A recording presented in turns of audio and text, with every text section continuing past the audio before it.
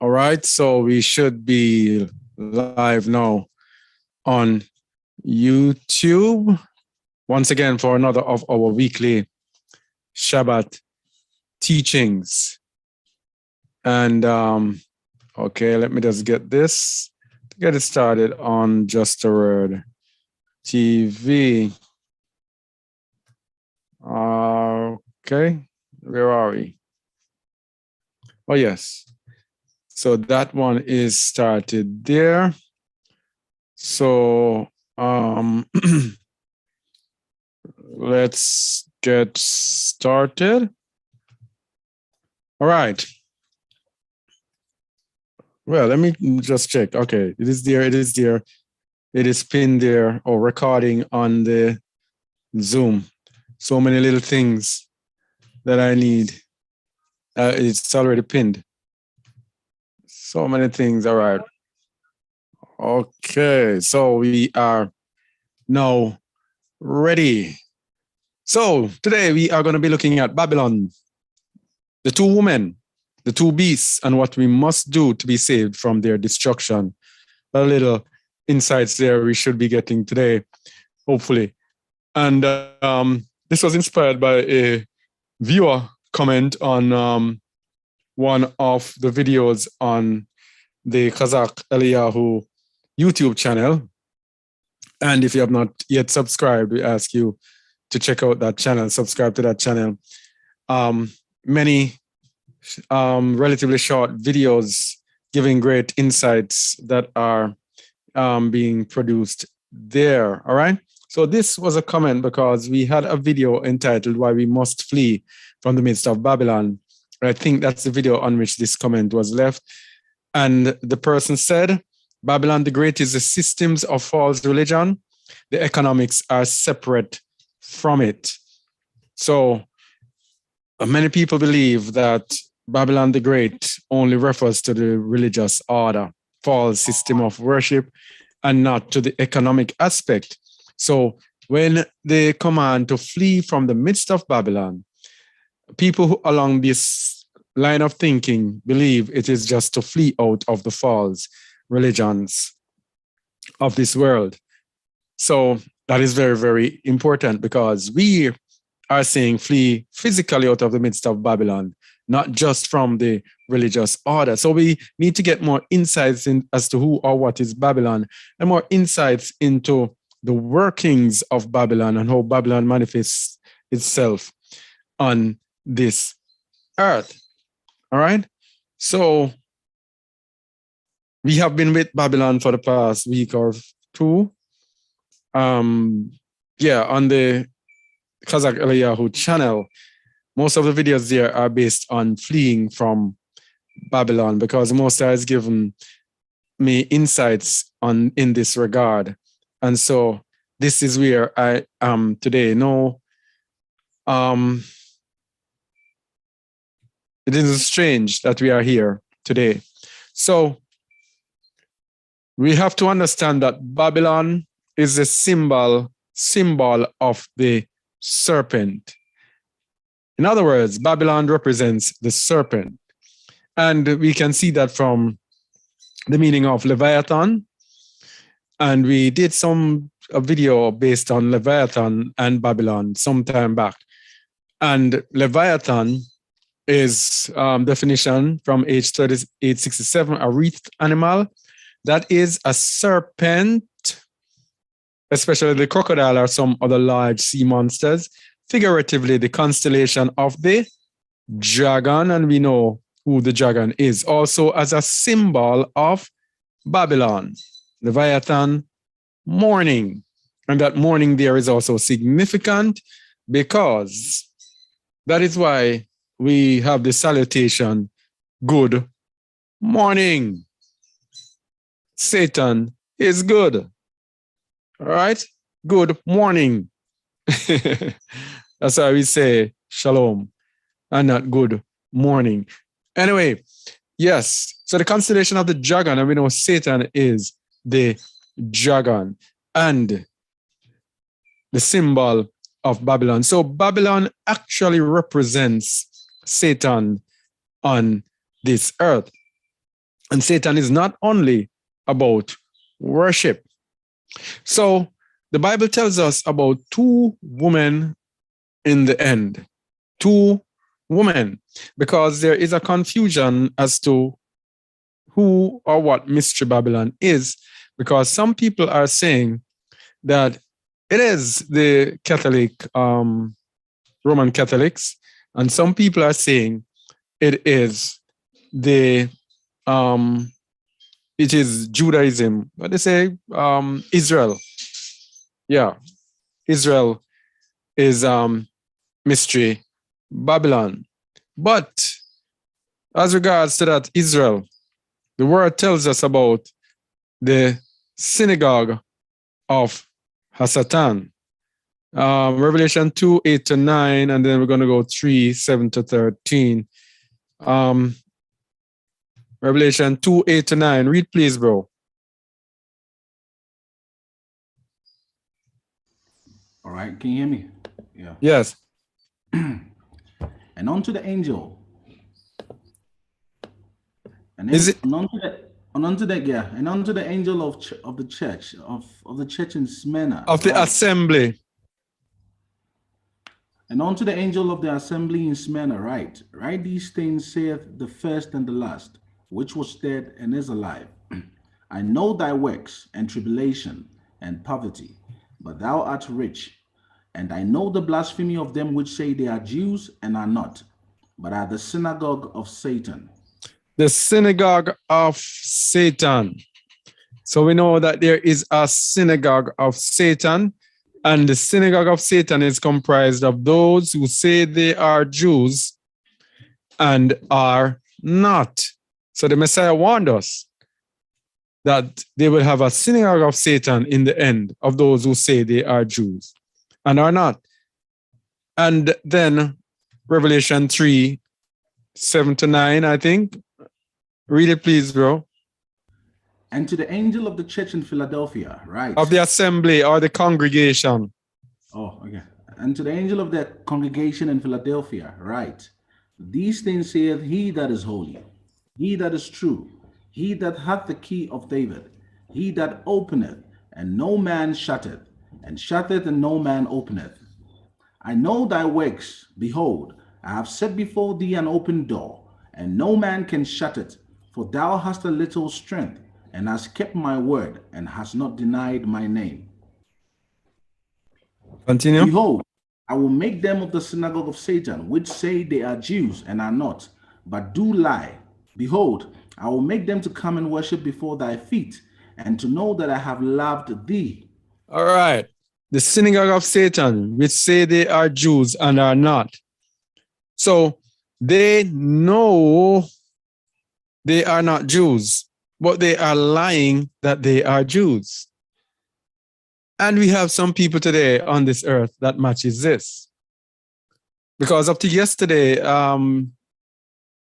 I put out a video on the Kazakh Aliyahu channel about what the people of the Bible, of the children of Israel looked like according to the Bible.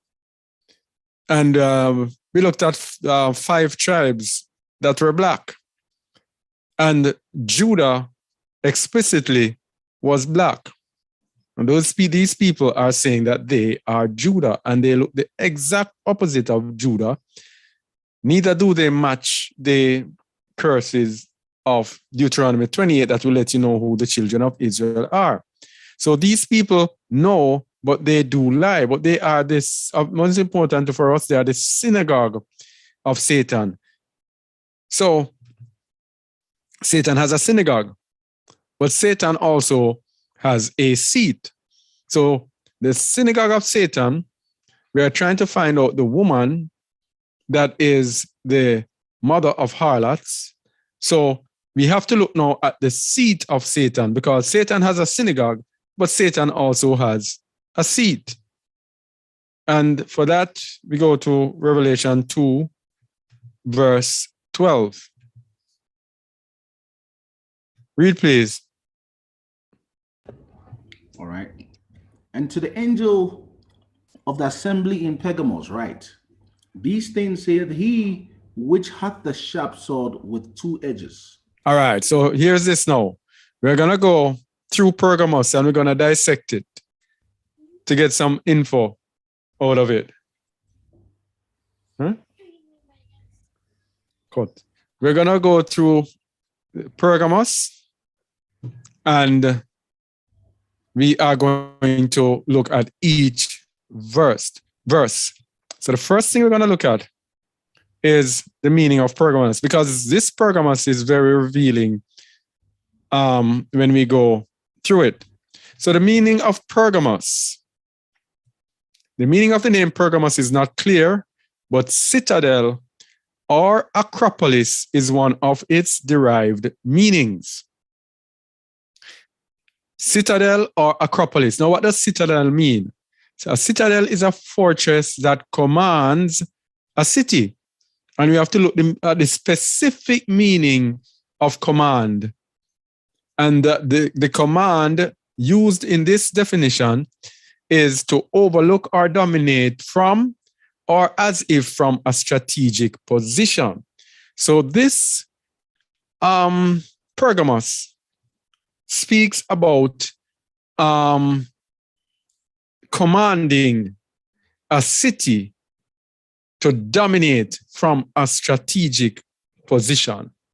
And the meaning of Acropolis, the upper fortified part of an ancient Greek city such as Athens, also a usually fortified height of a city or district elsewhere as in Central America. I don't know why they use Central America, but we get the idea of a city that is strong, fortified, and used to dominate from a position of authority. Okay?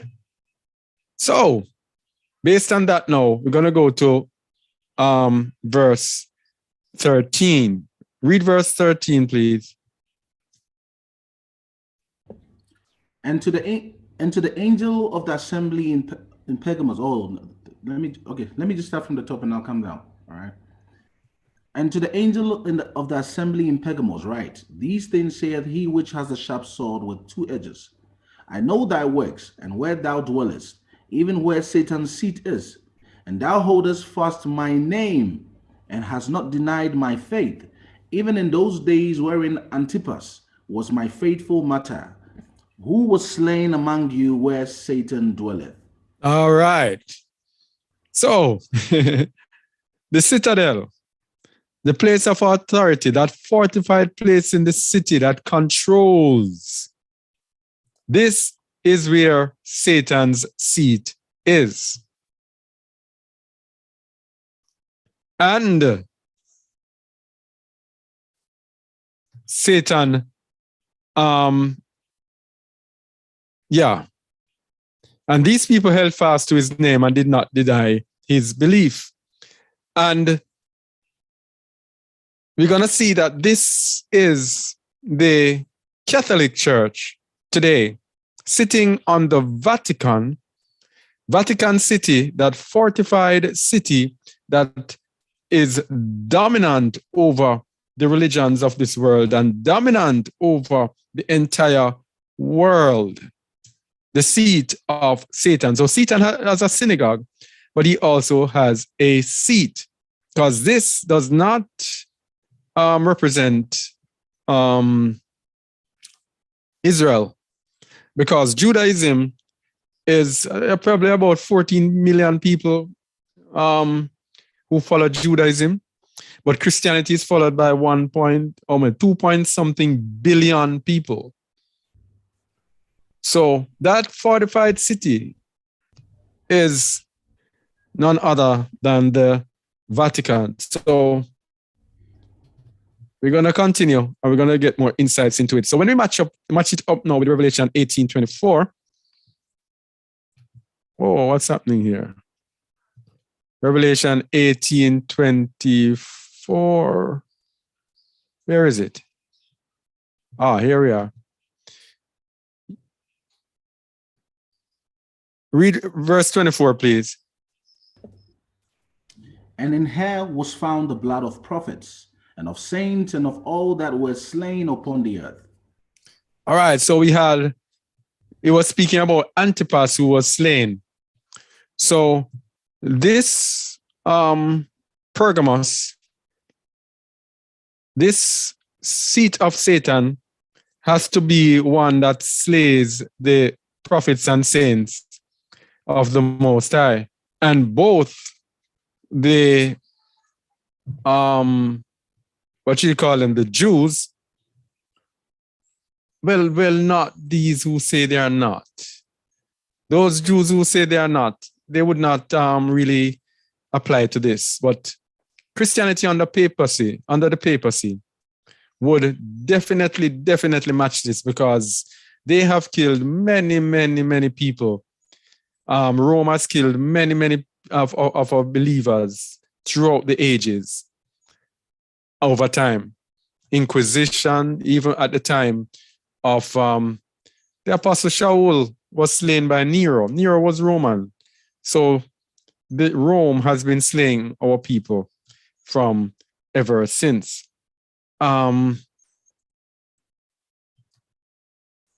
What's the name? Yeah. So we're gonna go more into Satan's seed to show that it is Vatican-led Christianity. Revelation 17, 1-6. Some people might say, hey, we know this already. But there are still some people who still don't see it this way. Revelation 17:1. And there came one of the 7 angels which had the 7 vials, and talked with me, saying unto me, Come hither, I will show unto thee the judgment of the great whore that sitteth upon many waters. The great whore that sitteth upon many waters. This many waters here is very significant because it is figurative. And it refers to the whore that is all over the world. All right? Many lands all over the world. And when you look at the synagogue of Satan does not sit on many waters. Verse 2. With whom the kings of the earth have committed fornication, and the inhabitants of the earth have been made drunk with the wine of their fornication. Yeah, continue. So he carried me away in the spirit into the wilderness, and I saw a woman sit upon a scarlet-colored beast, full of names of blasphemy, having 7 heads and 10 horns. And the having woman 7 heads. So he carried me away into the wilderness, and I saw a woman sitting upon a scarlet-colored beast, full of names of blasphemy, having 7 heads and 10 horns. So this woman will be dominating a scarlet or red-colored beast that was full of names of blasphemy, that had 7 heads and 10 horns. This woman will be dominating. Remember, we said the citadel dominates from her position. And it tells us now the attributes of the woman that lets us know that it is Roman Catholic-led Christianity. Read verse 4, please. And the woman was arrayed in purple and scarlet color, and decked with gold and precious stones and pearls, having a golden cup in her hand full of abominations and filthiness of her fornication. All right, arrayed in purple and scarlet, decked with gold and precious stones and pearls, having a golden cup in her hand. All right, because we can't show you the images today, we would have showed you the images that go straight to the papacy. This is describing the papacy. Now, verse 5 tells us that the papacy is not alone. They're not alone. Read verse 5. And upon her forehead was a name written, Mystery, Babylon the Great, the mother of harlots and abominations of the earth. So this is the chief mother of all harlots and of all abominations upon the earth. So we have the synagogue of Satan, but we have the seat of Satan. Now the seat is above the synagogue, because the seat is where Satan controls. But the synagogue of Satan is also one of the harlots of the papacy. And of course, we know the other harlots, the Christian denominations. And another harlot, which is said that was founded by the Roman Catholics, is Islam. So this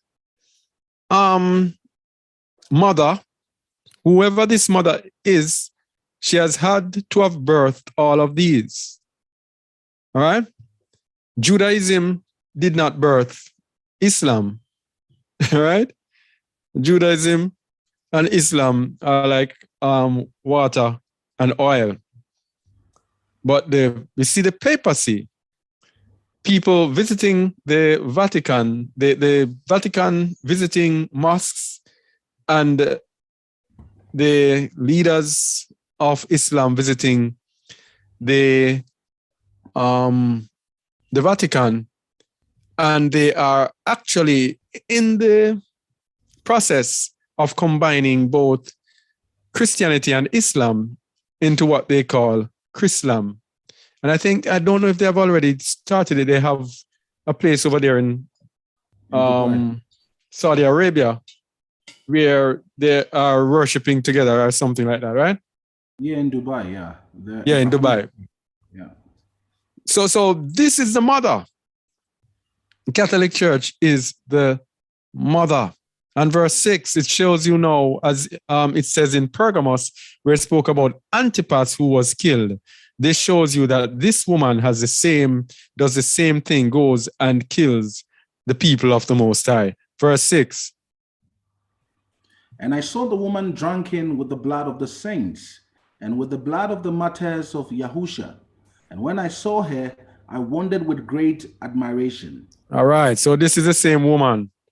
Same Roman Catholics murdered the saints and the martyrs of Yahusha. All right? Because it is important to understand this woman. Because Israel is behind a lot of the abominations that are taking place in this world. And people know that. Some people know that. And they know their place in the evil that is taking place. And are wondering why, but the woman that is the seat of Satan works just like Hasatan, works in the background, in the minds of people, manipulating and controlling people. And we're going to show that Israel, those who say they are Jews and are not, they actually do more of the open work. But the woman sits upon the beast, which means she controls the beast. And that is the more dangerous work, when you can control the mind of someone and manipulate them and get them to do what you want them to do. Then you are superior to the man who actually goes out and tells them what to do. Because if that man who goes out and tells them what to do, they don't have to do what he says. But when you control their minds, you get them to do exactly what you want. That is why this place is the seat of Hasatan. All right, so we're going through Pergamos. So we're going to verse 14 now. Where are we? Revelation 2:14. All right. So it's speaking about the same Pergamos, verse 14.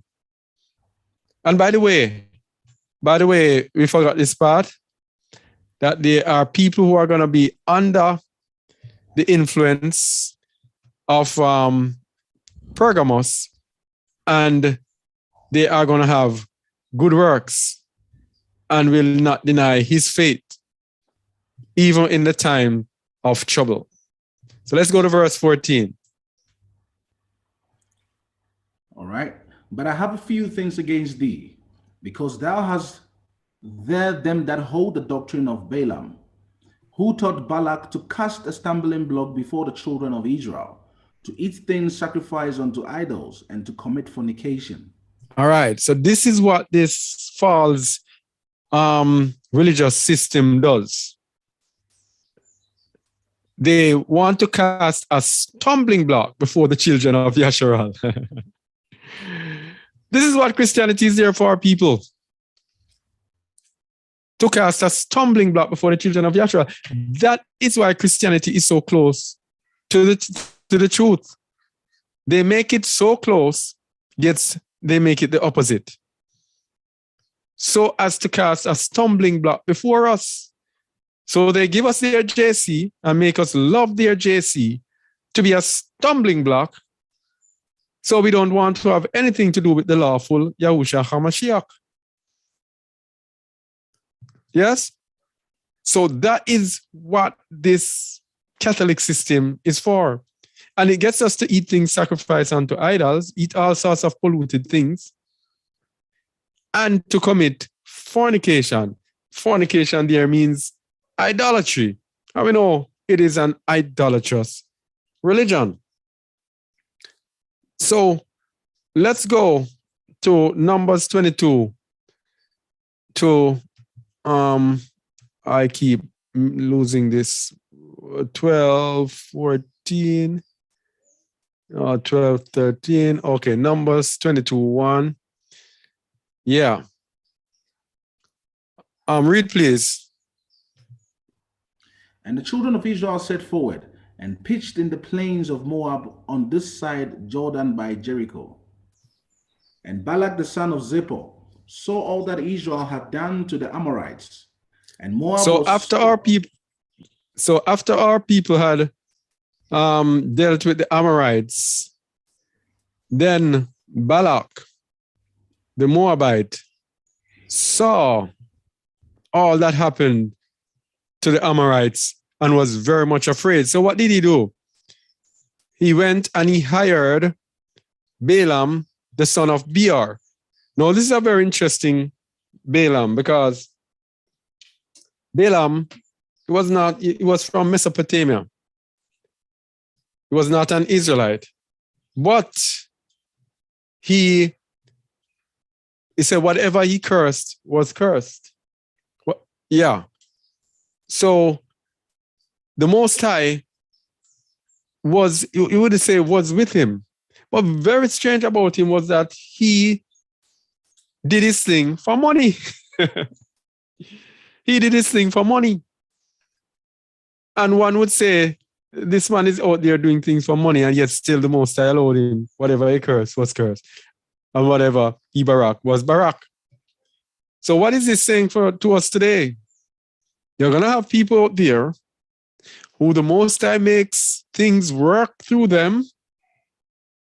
And these are going to be your people, even your pastors who do things for money. And the Most High will allow them to do their thing in order to pollute people who allow themselves to be polluted by them. Yes? So Balaam was a prophet for hire. So verse 5 says, he sent messengers therefore unto Balaam the son of Beor to Pithor, which is by the river of the land of the children of his people, to call him, saying, behold, there is a people come out from Egypt. Behold, they cover the face of the earth, and they abide over against me. Verse 6. Continue.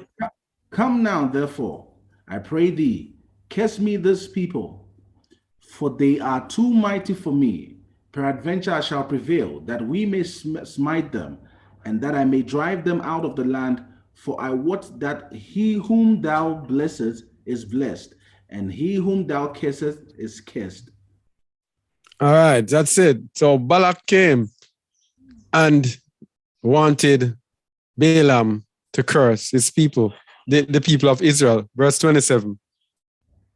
And the elders of Moab and the elders of Midian departed with the rewards of divination in their hand.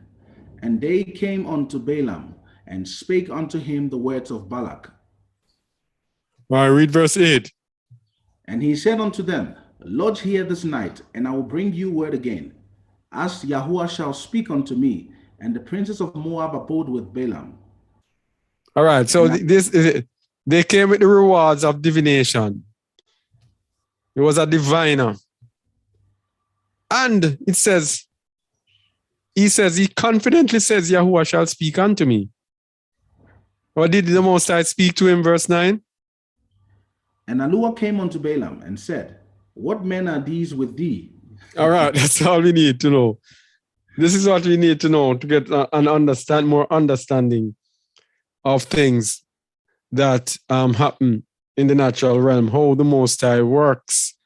All right? So this is the same order that the Catholics, the woman, Babylon has. Babylon wants to destroy our people. So they try all sorts of sorcery, all sorts of witchcraft and divination in order to get rid of our people. So in Pergamos, where are we? In Pergamos, the seat of Satan. Yeah. In Pergamos, which is the seat of Satan, that is where let me get the verse. Let me get back to the verse.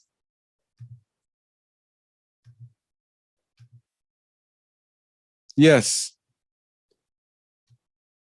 But I have a few things against thee, because thou hast there them that hold the doctrine of Balaam, who taught Balak to cause a stumbling block before the children of Yasharal, to eat things sacrificed unto idols and to commit fornication.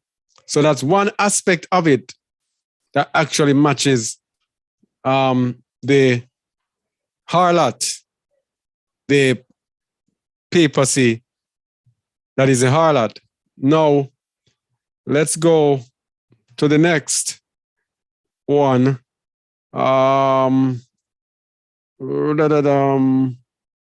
Revelation 22, no, Revelation 2:15. We're still at Pergamos. Read Revelation 2:15, please. All right. So hast thou also them that hold the doctrine of the Nicolaitans, which thing I hate. All right. So in that place in Pergamos, in the seat where the seat of Satan was, there was the doctrine of the Nicolaitans. Now, who were the Nicolaitans?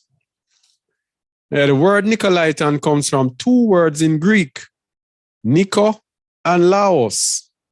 The word Nico means to conquer or subdue, while Laos means people. Conquer or subdue people. Oh boy.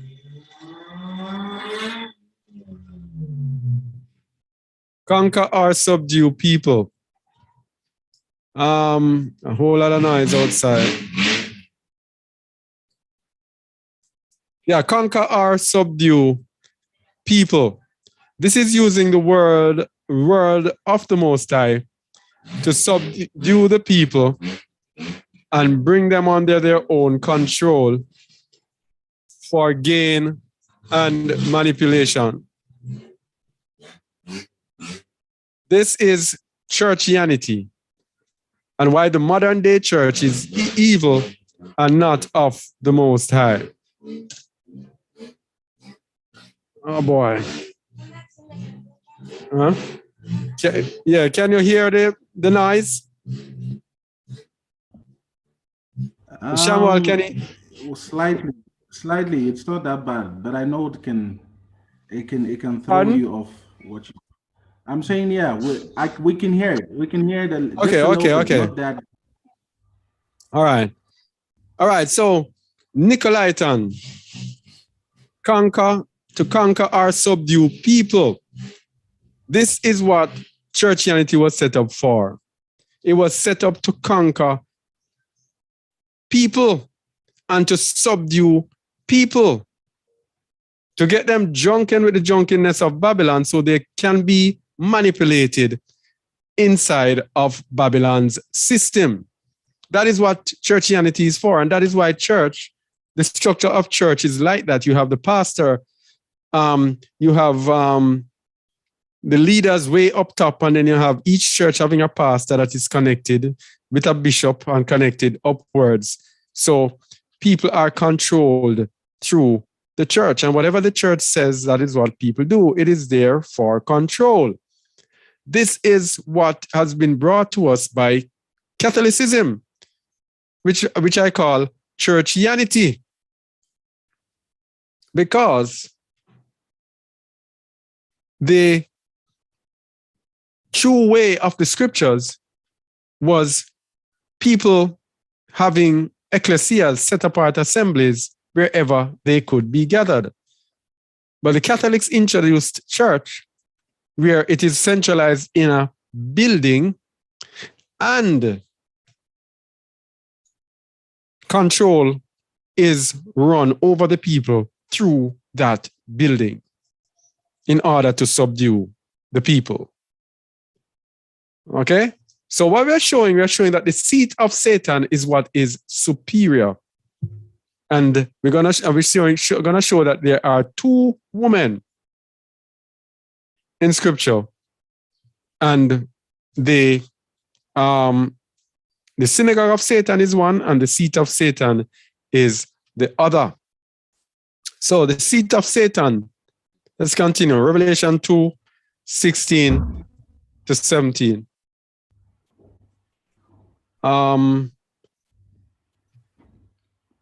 Revelation 2:16 to 17.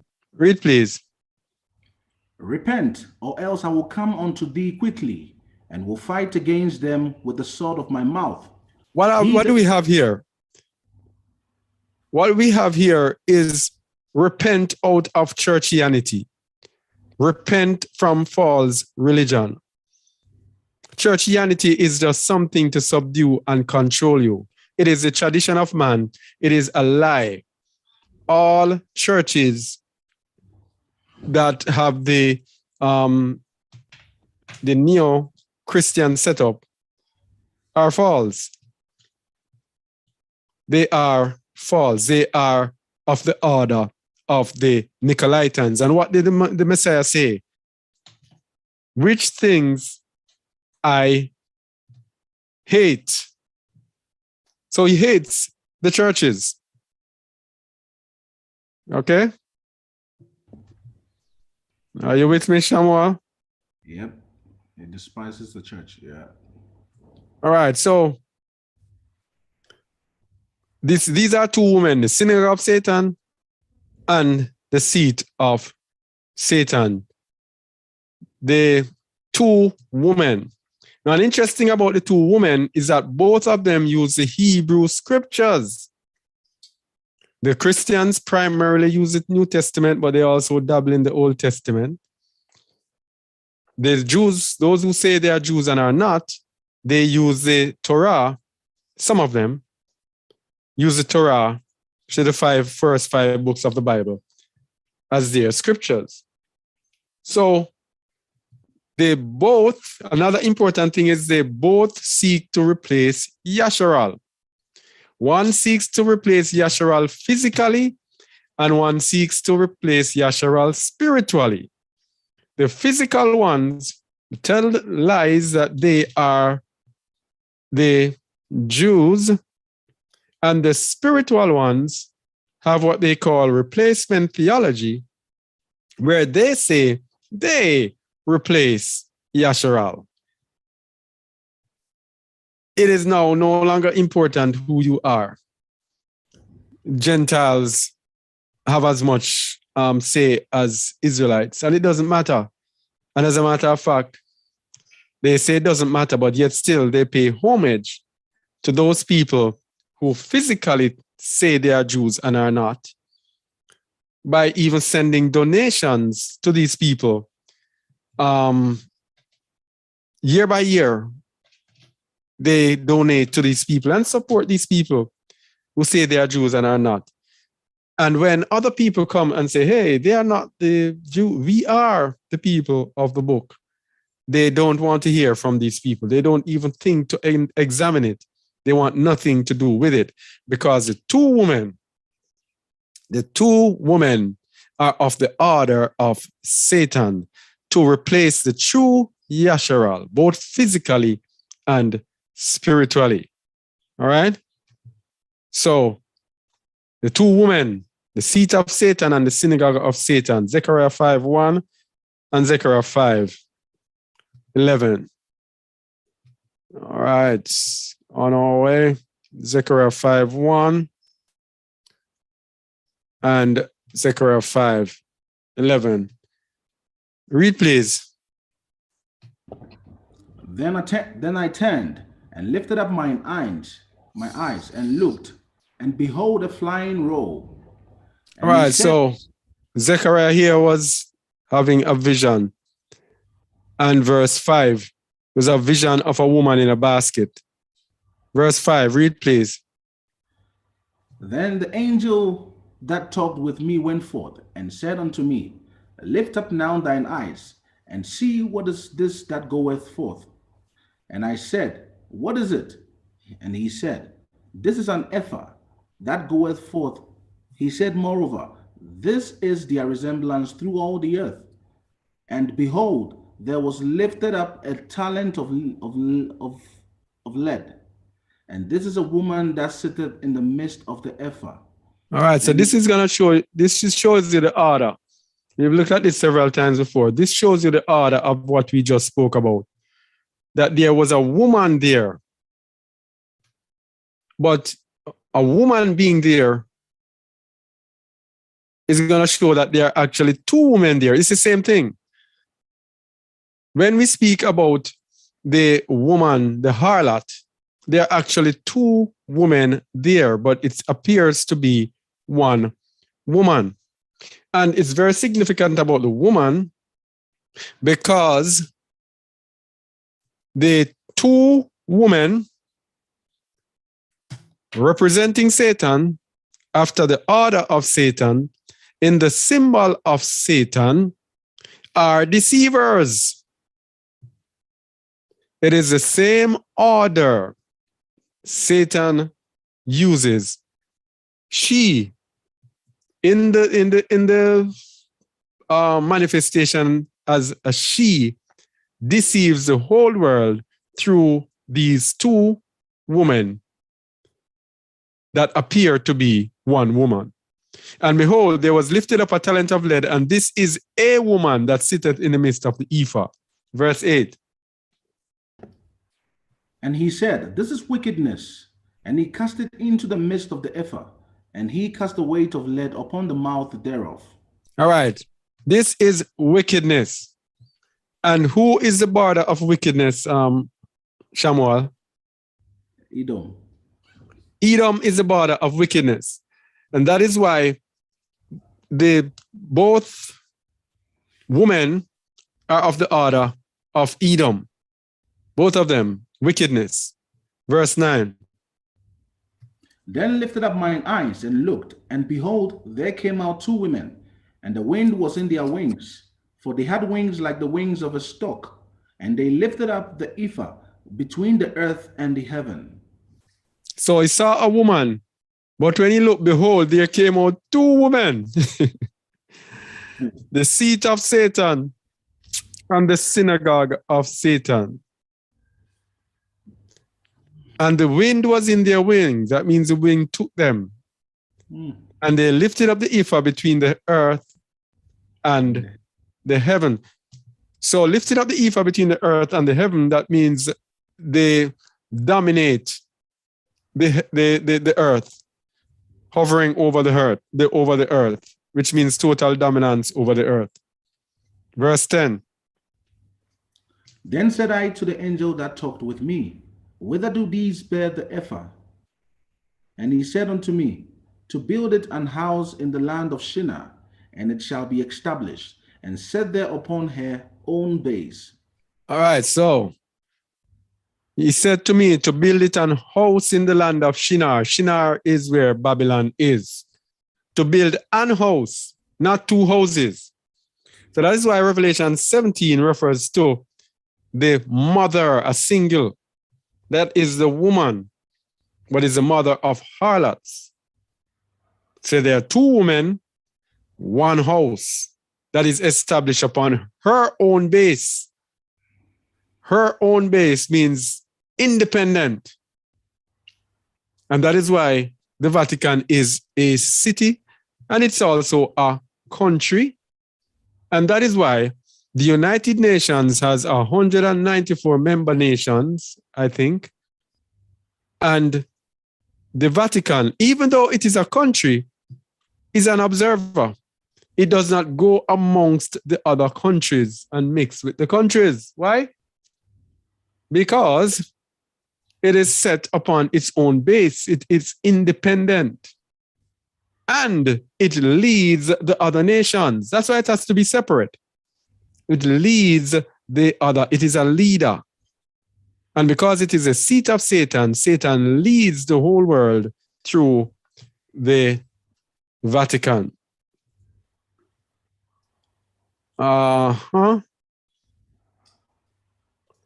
So, the similitude, Satan, the woman twisting the truth to deceive. Genesis 3, 1-5.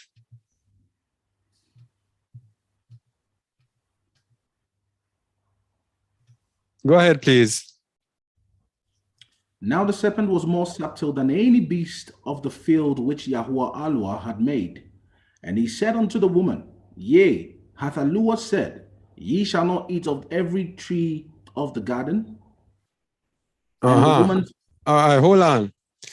The serpent was more subtle than any beast of the field.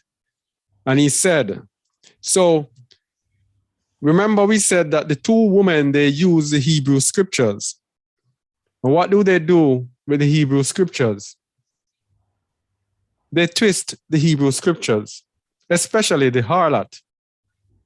Twist the Hebrew scriptures because that is why we have to be there having verbal battles at times with Christians.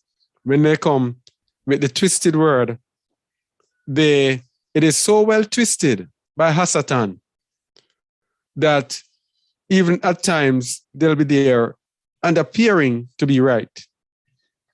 It's the same thing that Hasatan did with Kwa in the garden. Verse 2. All right. And the woman said unto the serpent, We may eat of the fruit of the tree of the garden, but of the fruit of the tree which is in the midst of the garden, Allah had said, Yea, ye shall not eat of it, neither shall ye touch it, lest ye die. Continue. And the serpent said unto the woman, Ye shall not surely die. All right. So Kwa told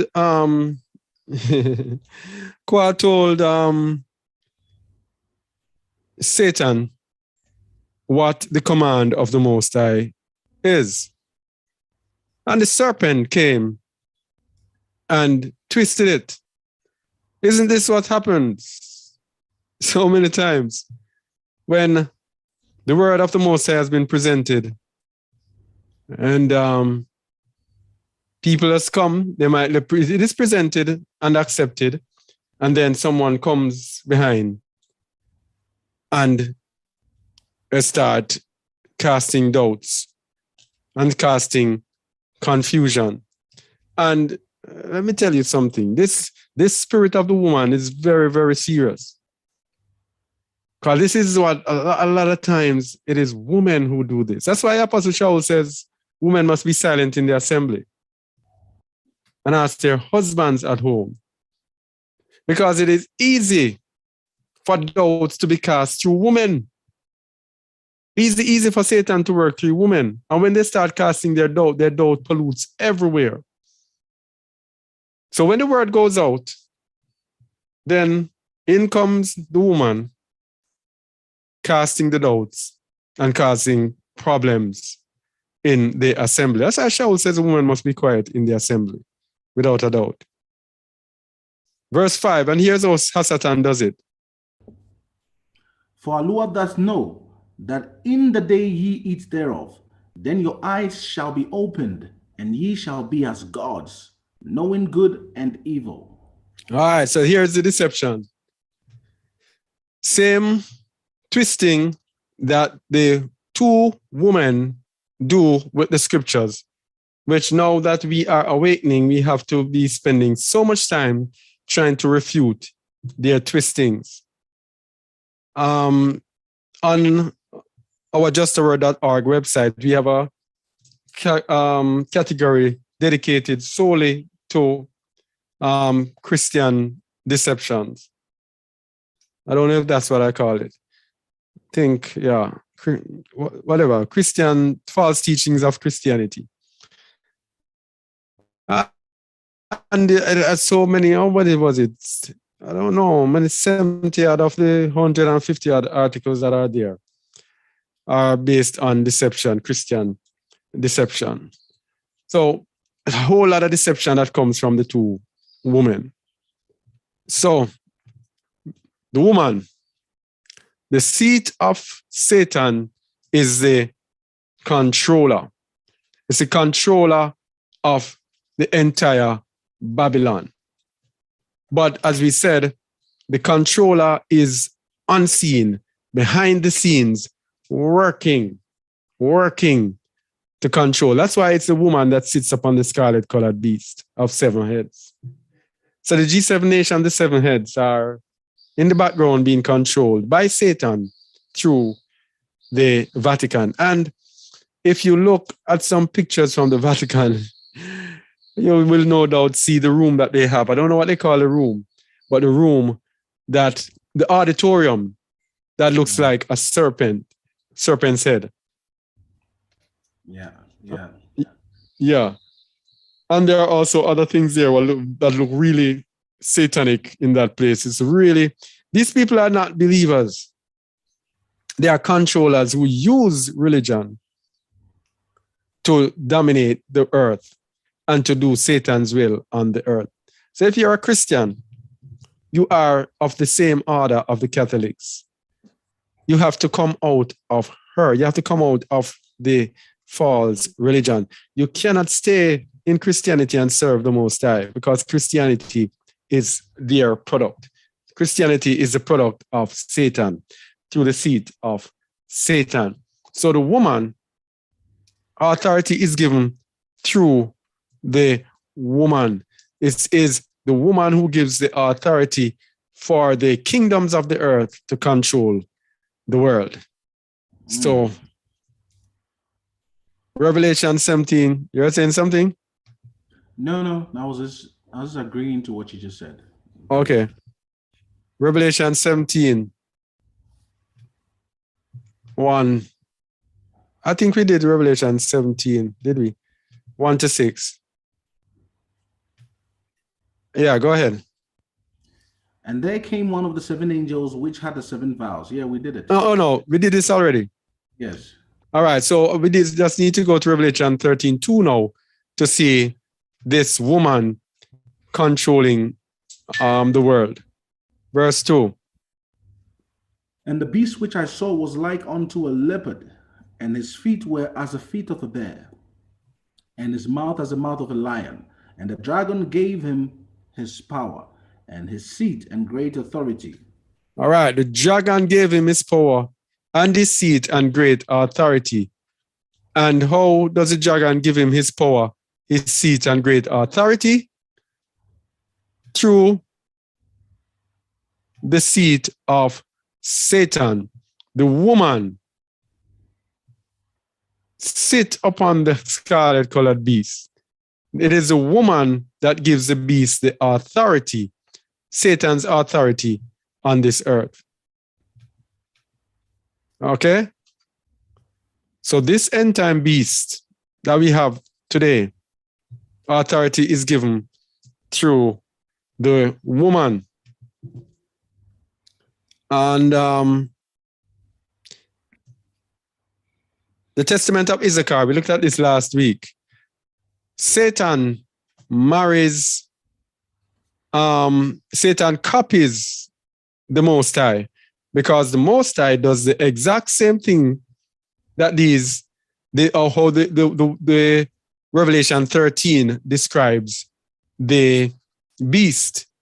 It describes the beast as the second beast, causing all to worship the first beast. The priesthood and the kingdom married together. Testament of Issachar, the priesthood married to the kingdom. You want to read it, please, Shamuel? Verse 43. And Levi and Judah were glorified by Yahuwah, even among the sons of Jacob. For Yahuwah gave them an inheritance, and to Levi he gave the priesthood, and to Judah the kingdom. All right, so this is Babylon. This is how Babylon copies the priesthood and the kingdom. Satan has nothing original. He just copies what the Most High does and presents it as if it is own. The priesthood is through the mother harlot, and the kingdom is through the end time kingdom today is through the seven beasts, the beast of 7 heads and 10 horns. So the beast of 7 heads and 10 horns are trying to set up the fourth kingdom of Daniel, the feet of iron and clay. So Babylon is set up in the same order, the priesthood and the kingdom. Verse 44. And do ye therefore obey them, and walk in the singleness of your father? For unto God hath it been given to destroy the troops that are coming upon Israel. All right. So obey them. Obey them. Obey the order. So we have this order to obey. Now, while we are in Babylon, it is extremely difficult to obey this order. How can we be here living under the priesthood of Satan, the seat of Satan, and being able to serve the Most High? Shamuel? Yes. Can we serve the Most High while we are in the seat of Satan? No, there's absolutely no way. All right. So the woman marries worship and wealth in Babylon. Wealth given after worship, because remember the quote that we had at the beginning that worship or the religious order was different from the economics. It is woman marries worship and wealth in Babylon. And we've looked at this so many times before, but don't worry when we repeat these scriptures. They are such foundational scriptures and profoundly explain what we're doing that we have to put them again. So read Matthew 4:8-9, please. Again, the devil taketh him up into an exceeding high mountain, and sheweth him all the kingdoms of the world, and the glory of them, and saith unto him, all these things will I give thee, if thou wilt fall down and worship me. The kingdoms of the earth and the splendor of them. All these things will I give thee, if you shall fall down and worship me. So it's worship and the kingdom. It is the priesthood and the kingdom. That is how Babylon works. And remember, we say Babylon reflects Hasatan. Hasatan works through Babylon with the same order. Okay? So this woman that we're talking about is the second beast of Revelation 13. We are laying down foundations. You're going to see scriptures. We're just laying down foundation to get us where we want to go. So the woman, the second beast of Revelation, we've looked at this several times before. Revelation 13:11-12.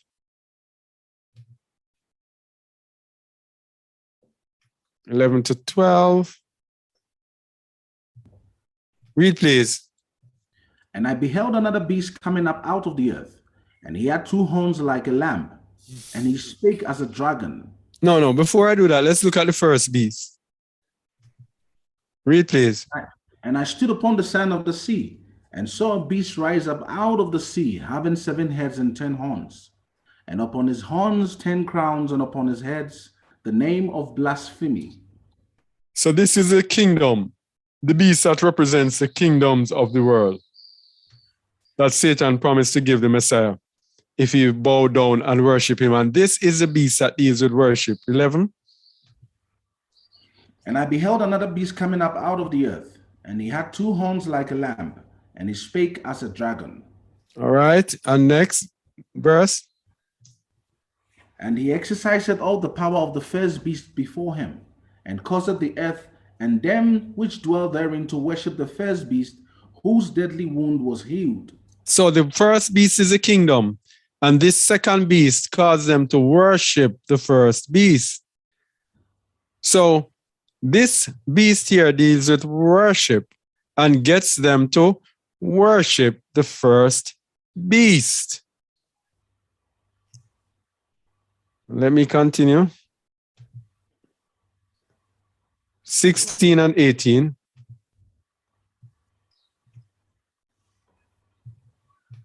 Go ahead, please. And he caused all, both small and great, rich and poor, free and bond, to receive a mark in their right hand and in their foreheads, and that no man might buy or sell, save he that had the mark or the name of the beast or the number of his name.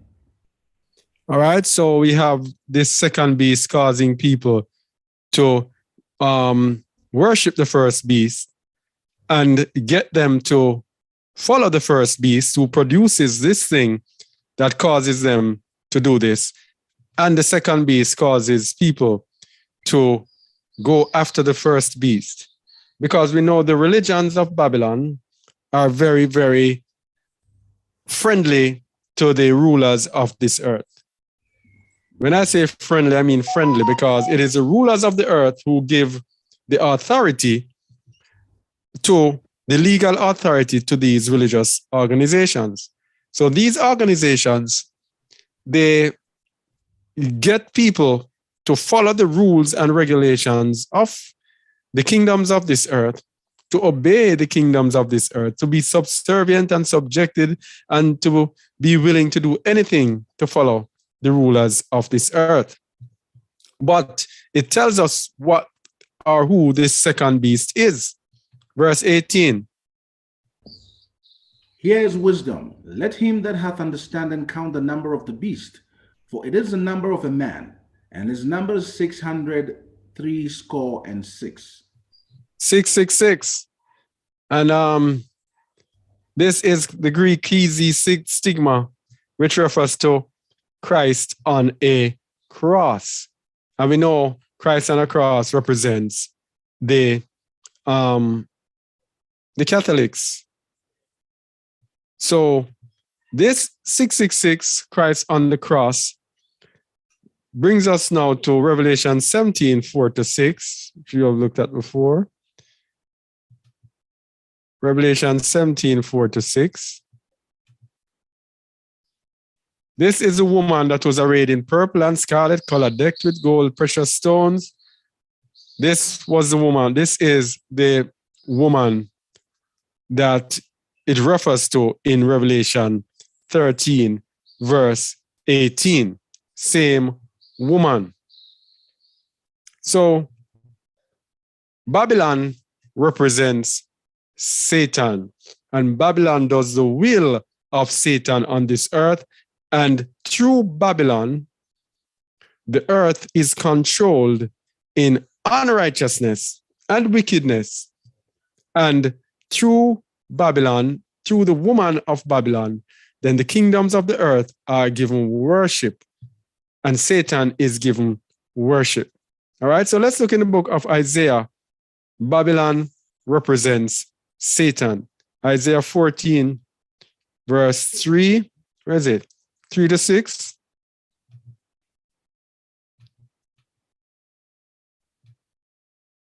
Isaiah 14, 3-6.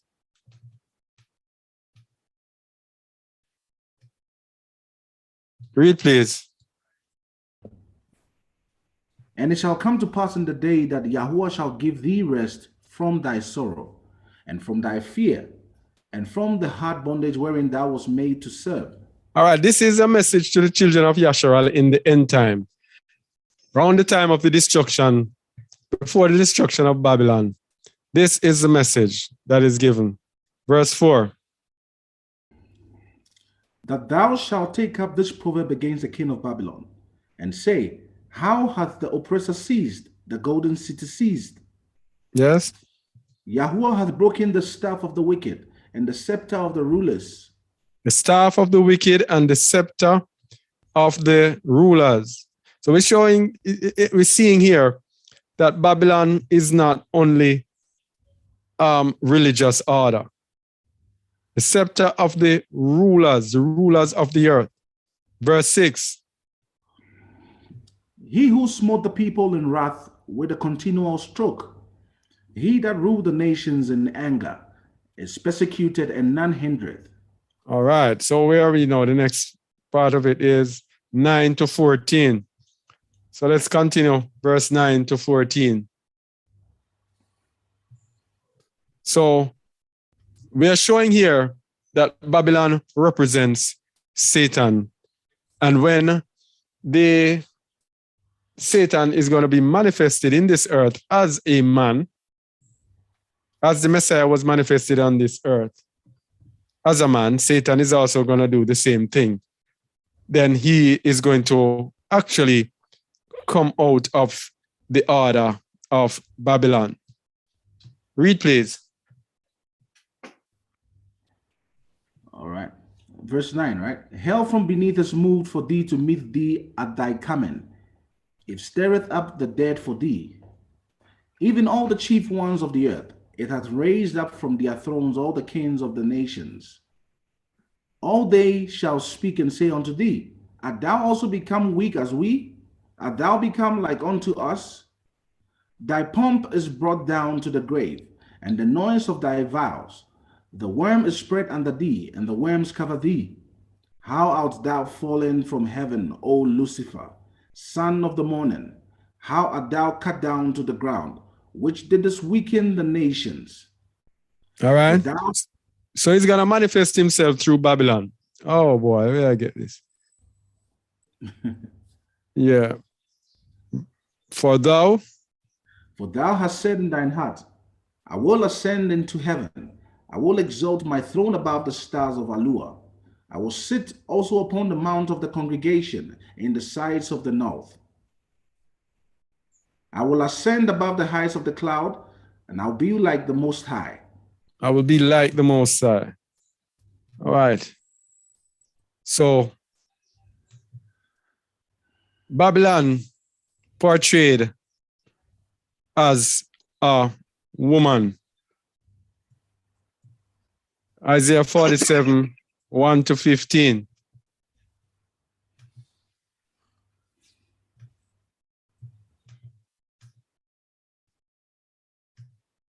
All right. Humiliation of Babylon. Read, please. Come down and sit in the dust, O virgin daughter of Babylon. Sit on the ground. There is no throne, O daughter of the Chaldeans, for thou shalt no more be called tender and delicate. All right. The destruction of Babylon again. Verse 72. Verse 2. Take the millstones and grind meal, and cover thy locks. Make bare the leg, and cover the thigh. Pass over the rivers. Thy nakedness shall be uncovered, yea, thy shame shall be seen. I will take vengeance, and I will not meet thee as a man. As for our Redeemer, Yahuwah of hosts is his name, the Holy One of Yasharal.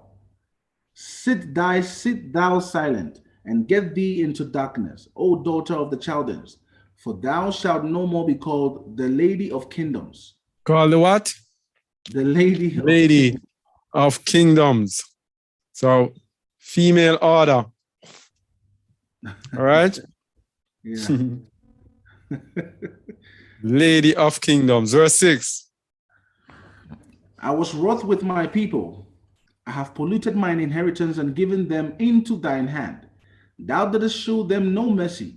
Upon the ancient hast thou very heavily laid thy yoke. All right, so here's where we are and why we are here. We are here in Babylon in captivity because the Most High had given us into the hand of Babylon. But before the end, what we're going to show is that he gives us the cue when all this is over, and when it is over, what he tells us to do. Continue. I was wroth with my people. I have polluted mine inheritance and given them into thine hand. Thou didst shew them no mercy. Upon the ancient hast thou very heavily laid thy yoke. And thou saidst, I shall be a lady forever. So that thou didst lay these things into thy heart, neither didst remember the latter end of it. All right. Therefore, So even today with these people, that's what they act as if the Most High does not exist, as if they are going to reign and reign and reign forever in their evil. And so their wickedness is getting more and more wicked as time goes by. Verse 8. Therefore, hear now this, thou that art given to pleasures, that dwellest carelessly, that sayest in thine heart, I am and none else beside me. I shall not sit as a widow, neither shall I know the loss of children. All right. Thou that are given to pleasures. And isn't this what Babylon is about? Yep, pleasures. Pleasures and all sorts of fun and games and Idolatry, everything, yes. all pleasures. Verse 9. But these two things shall come to thee in a moment in one day, the loss of children and widowhood. They shall come upon thee in their perfection, for the multitude of thy sorceries, and for the great abundance of thine enchantments. For the multitude of thy sorceries, and for the great abundance of thine enchantment. Now, this is Babylon is known for sorceries. We're going to look, just remember this. I think the next thing we're going to look at sorceries and how it impacts us today. And many of us who have sworn to these sorceries and don't realize that we have sworn to it through our occupations, etc. Verse 10. For thou hast trusted in thy wickedness. Thou hast said, none seeth me. Thy wisdom and thy knowledge, it has perverted thee. And thou hast said in thine heart, I am, and none else beside me. Verse 11. Therefore shall evil come upon thee. Thou shalt not know from whence it riseth, and mischief shall fall upon thee. Thou shalt not be able to put it off, and desolation shall come upon thee suddenly, which thou shalt not know. And this is why it is serious. We seriously have to take into consideration the instruction to flee out of the midst of Babylon. It is going to come suddenly. You are not going to know where it's coming from, and you shall not be able to put it off. You shall not know. Verse 12. Stand now with thine enchantments, and with the multitude of thy sorceries, wherein thou hast labored from thy youth. If so be, thou shalt be able to profit. If so be, thou mayest prevail. Verse 13. Thou art wearied in the multitude of thy counsels.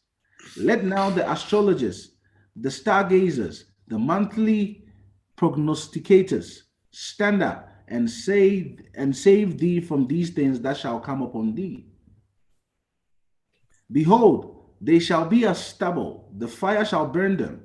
They shall not deliver themselves from the power of the flame. There shall not be a coal to warm at, nor fire to sit before it. Thus shall they be unto thee with whom thou hast labored, even thy merchants from thy youth. They shall wander every one to his quarter. None shall even say, thy what? And say, even thy merchants. Yeah? Babylon is not only a religious order. Very, very, because at the time of Babylon, they were known for their merchandising. That's the heart and core of Babylon. Merchandising. That's why so much evil comes through money and business. And when they went around conquering, the most important thing to them was stealing the minerals, the resources, the gold, the diamonds. Mm-hmm. Yeah. Yes. Verse Revelation 18:21 to 23. So we're speaking about sorceries of Babylon. Revelation 18:21 to 23. Babylon has not changed. Same sorceries. Read, please.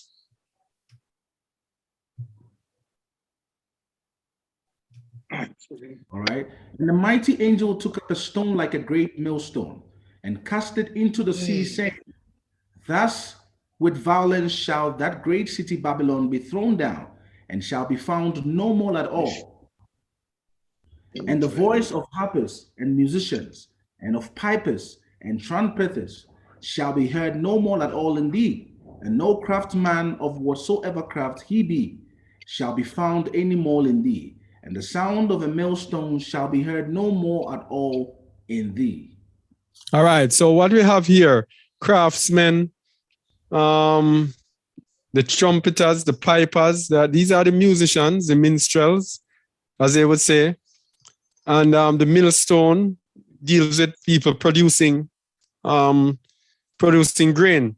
So it is merchandising as well.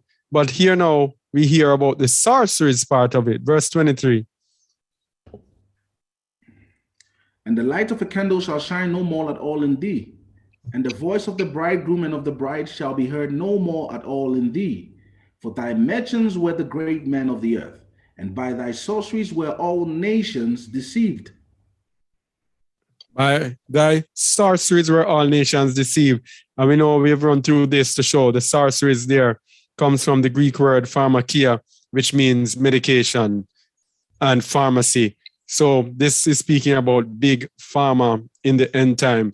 And all nations were deceived by the pharmaceutical that they are giving that cause all to take this pharmaceutical in this world.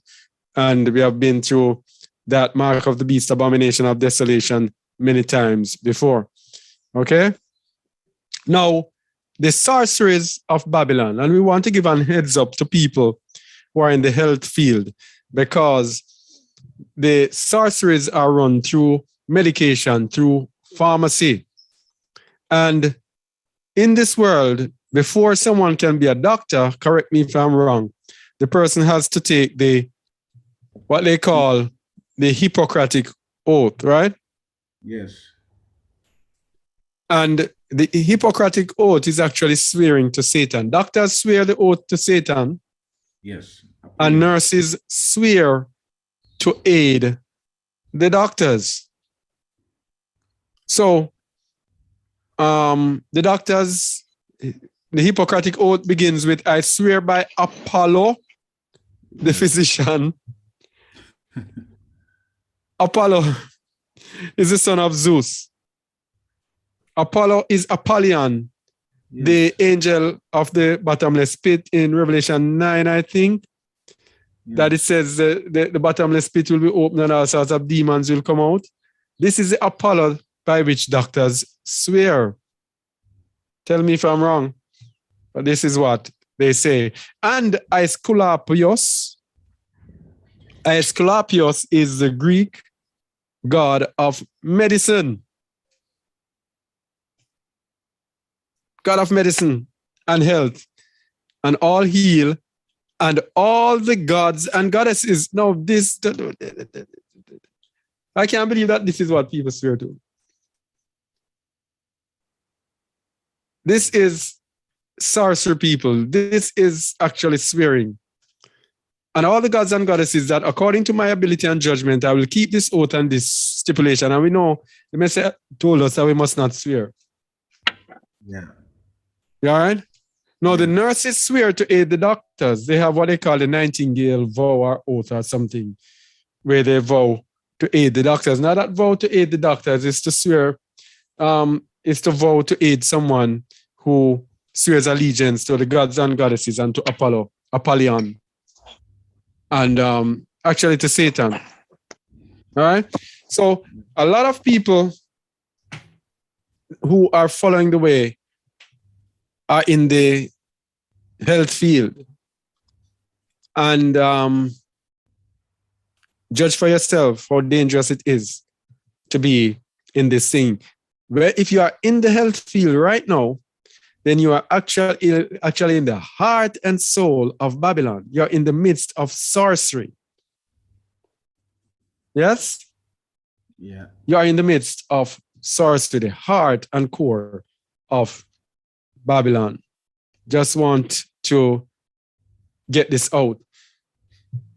And we cannot really serve Alua in Babylon. We said this before, and this has been our thing. Psalms 137, 1-4. We cannot truly, really serve Alua in Babylon. Read, please. By the rivers of Babylon, there we sat down. Yea, we wept when we remembered Zion. We wept when we remembered Zion. Yeah. Verse 2. We hanged our harps upon the willows in the midst thereof.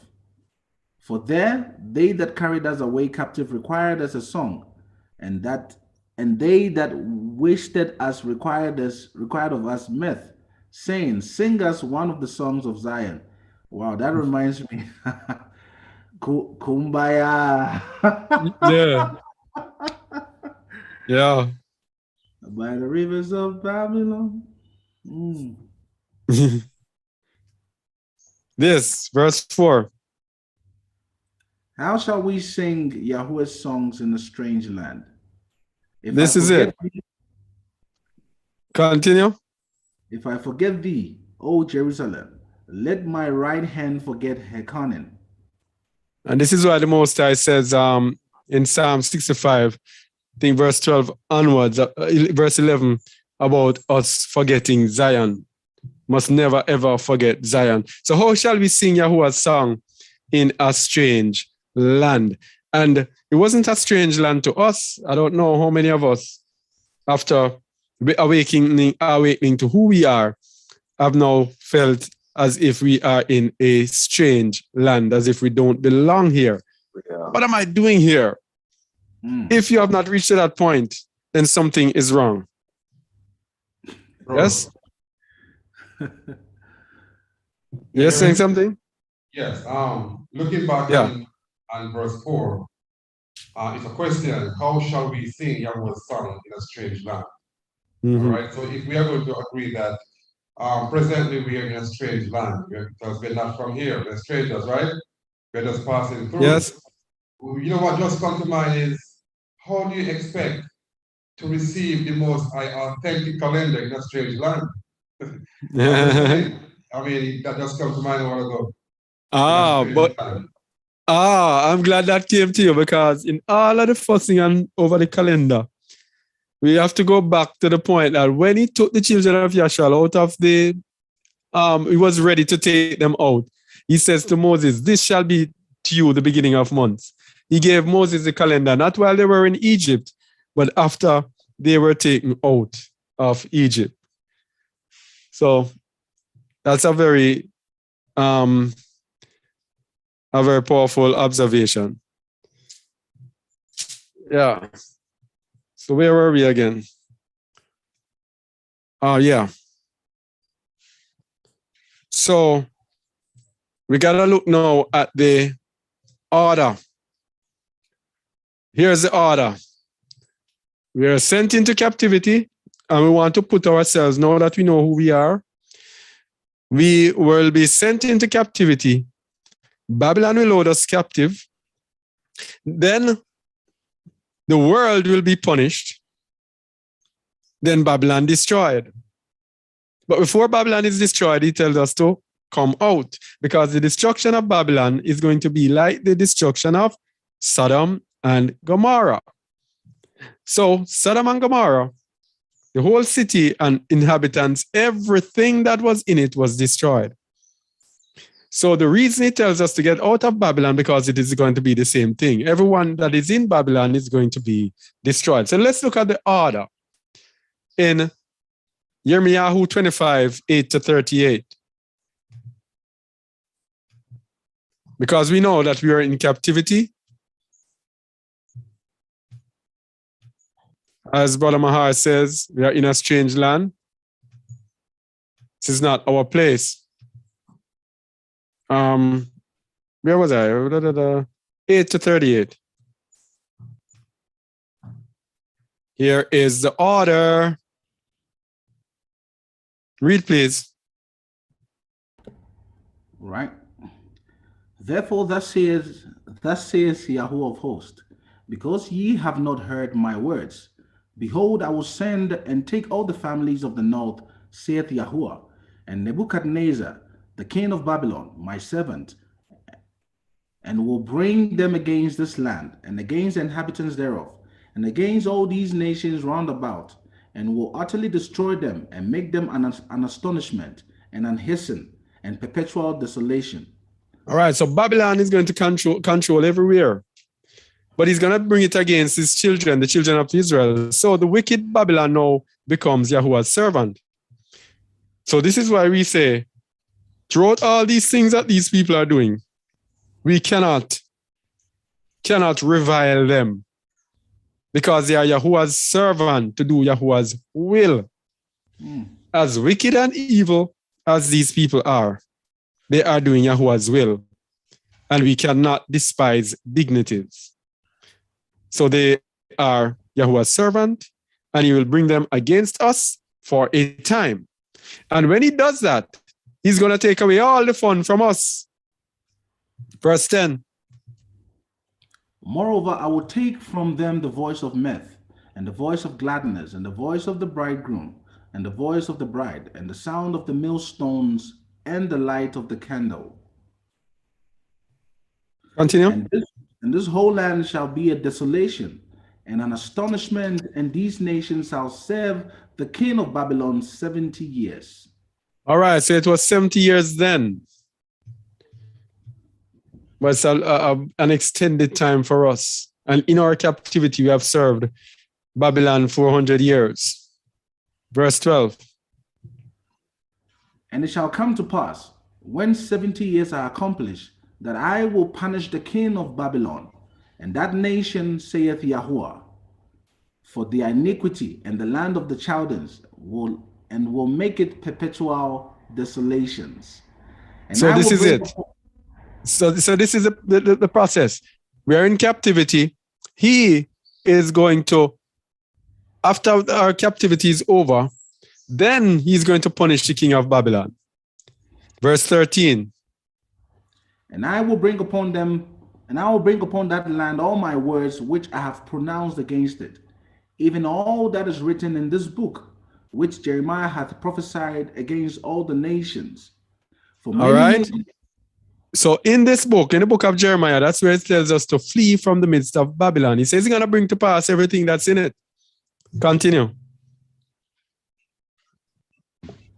For many nations and great kings shall serve themselves of them also, and I'll recompense them according to their deeds and according to the works of their own hands. All right. Verse 15.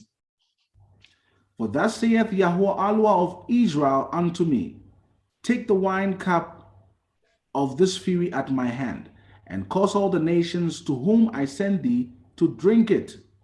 And they shall drink and be moved and be mad because of the sword that I will send among them.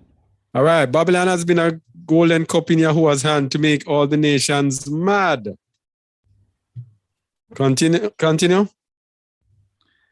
Then took I the cup of Yahuwah's hand, and made all the nations to drink unto whom Yahuwah had sent me, to wit, Jerusalem, and the cities of Judah, and the kings thereof, and the princes thereof, to make them a desolation, and an astonishment, and hasten, and a curse, as it is this day. All right, so here it is now. In was it 1 Peter 4:17, it tells us that the time begins, that judgment begins at the house of Alua. Notice who he calls first, his people. Judgment begins with them first. And then he goes on and tells you the different places that will cause to drink the cups All right. Verse 26. And all the kings of the earth of the north, far and near, one with another, and all the kingdoms of the world, which are upon the face of the earth, and the king of the Shishak shall drink after them. Therefore thou shalt say unto them, Thus saith Yahuwah of hosts, the Allah of Israel, drink ye and be drunken, and spew, and fall, and rise no more because of the sword which I will send among you. And it shall be, if they refuse to take the cup of thine hand to drink, then shalt thou say unto them, Thus saith Yahuwah Allah of hosts, ye shall certainly drink.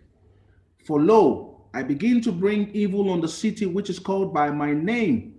And should ye be utterly unpunished, ye shall not be unpunished. For I will call for a sword upon all the inhabitants of the earth, saith Yahuwah of hosts. All right. So this now is speaking to how Babylon works.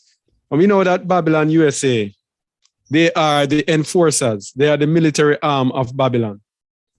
A nation that spends something like $700 billion per year on military. Other nations, when other nations spend 50 billion, it is said to be a lot.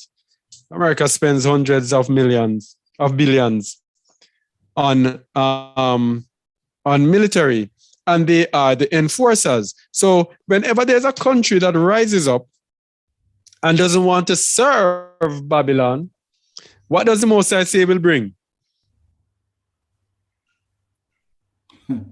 What did the Most High say bring?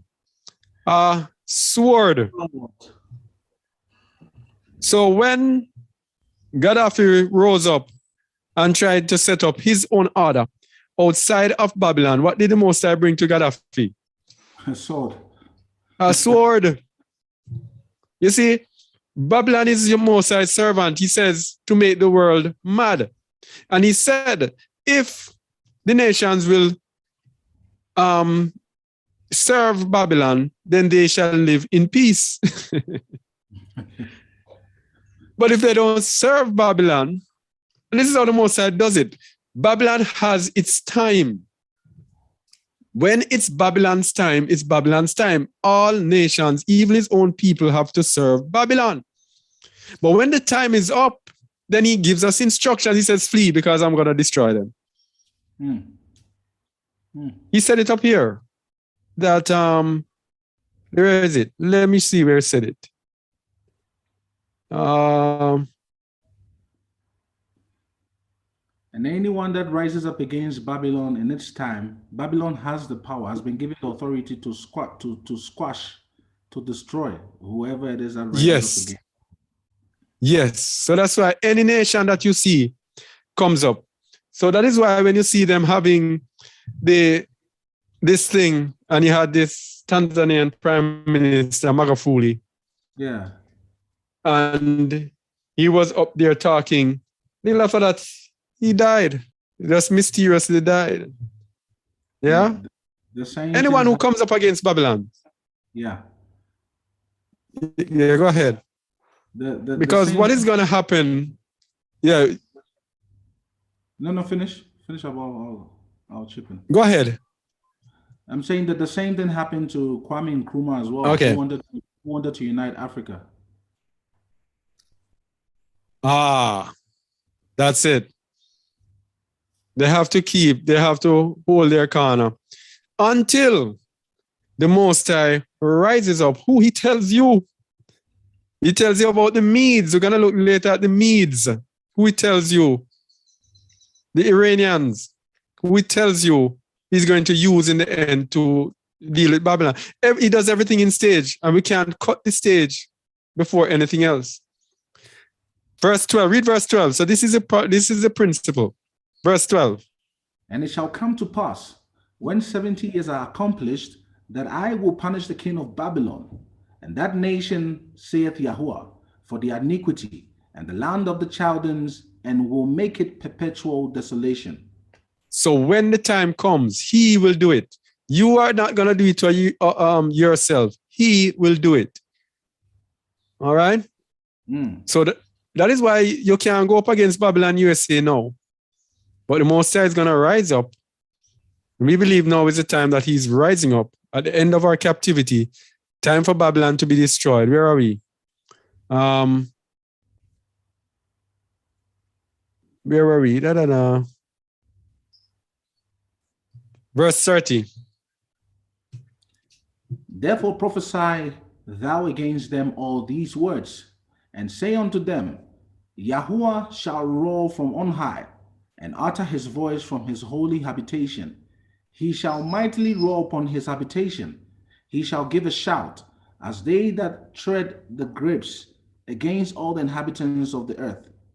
So that is why Babylon system covers the earth, because the Most High uses Babylon to suppress all the inhabitants of the earth. Verse 31. And noise shall come even to the ends of the earth. For Yahuwah hath a controversy with the nations.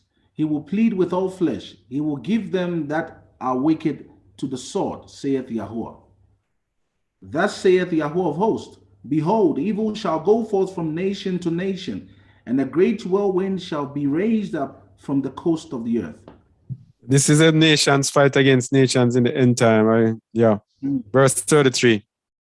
And the slain of Yahuwah shall be at that day from one end of the earth even unto the other end of the earth. They shall not be lamented, neither gathered nor buried. They shall be dung upon the ground. Continue. Howl ye shepherds, and cry, and wallow yourselves in the ashes, ye principal of the flock. For the days of your slaughter and of your dispersions are accomplished, and ye shall fall like a pleasant vessel. 35. And the shepherd shall have no way to flee, nor the principal of the flock to escape. A voice of the cry of the shepherds, and an howling of the principal of the flock shall be heard. For Yahuwah hath spoiled their pasture. And the shepherds in the end, they will not have any flock. It's gonna break up the flock. Verse 37. That sounds more like also the Christian church as well. Yes. And the peaceable habitations are cut down because of the fierce anger of Yahuwah. He hath forsaken his convert as the lion, for their land is desolate because of the fierceness of the oppressor and because of his fierce anger. All right. So that's it. That's the whole process. Babylon destroyed in the end. Nations serve Babylon. When the time is up, he's going to send nations to destroy Babylon. But before that, you have to serve them right through. So the Medes and the Elamites among nations to destroy Babylon. Let's look at Babylon's destroyers, because it will let us see in the end what is shaping up on this earth in the end times. Isaiah 21, 1-2. Can you read it, please? The burden of the desert of the sea, as well winds in the south pass through, so it cometh from the desert, from a terrible land. A grievous vision is declared unto me. The treacherous dealer dealeth treacherously, and the spoiler spoileth. Go up, O Elam, besiege, O Media. All the sign thereof have I made to cease. Continue. And behold, here cometh the chariot of men with a couple of horsemen. And he answered and said, Babylon is fallen, and all the graven images of her gods he hath broken unto the ground. All right, so Elam, and Media. Who are these nations today, or where are they today? Of course, people are scattered all over. So the people which is spoken about might not be where they are today, but we're going to see where they originated from. Media and Elam today. Media and Elam today. Where are these nations today? Media, ancient country of northwestern Iran, generally corresponding to the modern regions of Azerbaijan, Kurdistan, and parts of Kermanshah. The Medes were an ancient Iranian people who spoke the Median language and who inhabited an area known as Media between western and northern Iran. So that is Mede, points to Iran. Or Elam now, Elamite, Haltamti or Hatamti, Akkadian, Elamtu, also called Susiana, ancient country in southwestern Iran, approximately equivalent to the modern region of Khuzestan. So, what do we have here? Iran. And we know, and I think something taking place in this earth today that is shaping up as if they wanted to go to World War III. And we know the allies, the NATO allies, the 7 beast of 7 heads and 10 horns are over there on the side of NATO. Babylon on the side of NATO and led by United States. And we have on the other side, we have Russia with its allies, which include Iran. So just want to bear that in mind. So the nations of the north will destroy Babylon. Jeremiah 50, verse 3 to 9. And many people believe the land of the north, the nations of the north, that north there points to the Rus people, the Russians, the people of Tubal and Meshech, Meshech being Moscow, and Tubal being that town over there in Siberia. So many people believe that this north country that it speaks about is speaking about the Rus and the Iranians together. And also the prophecies include areas that are in Turkey. So who knows? Turkey seems to be on the side of the Allies. Who knows what will happen? Turkey is on the side of the Allies, but they are not trusted by the Allies, really. Even though Israel does not trust Turkey as a nation to keep their word. So very interesting events coming. So read verse 3, please. For out of the north there cometh up a nation against her, which shall make her land desolate, and none shall dwell therein. They shall remove, they shall depart, both man and beast. All right, so this nation that will make her desolate. This is why I believe this is Russia. Russia has some serious nuclear weapons, some serious firepower and technology that can really make Babylon desolate. Verse 9. For lo, I will raise and cause to come up against Babylon an assembly of great nations from the north country, and they shall set themselves in array against her. From thence she shall be taken. Their arrows shall be as of a mighty expert man. None shall return in vain. All right, so when the Most High is ready, he's gonna be the one who's gonna raise up the nations to destroy Babylon in his time. In his time. Yeah. Yep. Now, many people forget about Babylon. Let me tell you something. Many people forget about Babylon. We are here. We talk about the Messiah coming back and waiting for Israel to be gathered and waiting to be brought to the wilderness. But we forget about Babylon. Babylon is a stumbling block. I don't know why we forget about Babylon. I checked the other day and the word Babylon is in the Bible 317 times. I saw 317 times. And in the end time book of Revelation, from chapters 16, when it says Babylon came into remembrance. Chapter 16 mentioned Babylon, and then 17 is all about Babylon. 18 is all about Babylon. Yes? And yet still we forget about Babylon. Hey, yeah. You see it? We forget about Babylon. So focused on the salvation, not realizing that there's going to be a stumbling block that has been put before us. Because you see, Babylon is a stumbling block because Babylon is a divider.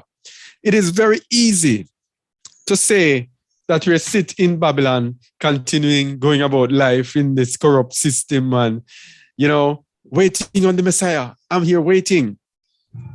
But tell me, to forget about all this Yeah.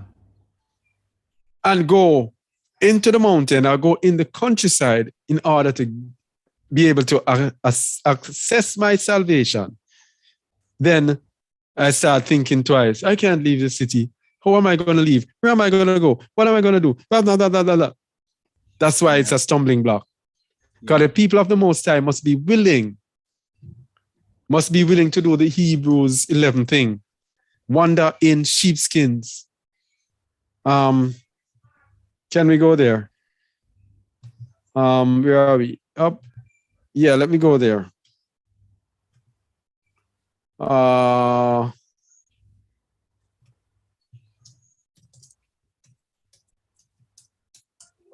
Hebrews 11. Hebrews 11:37.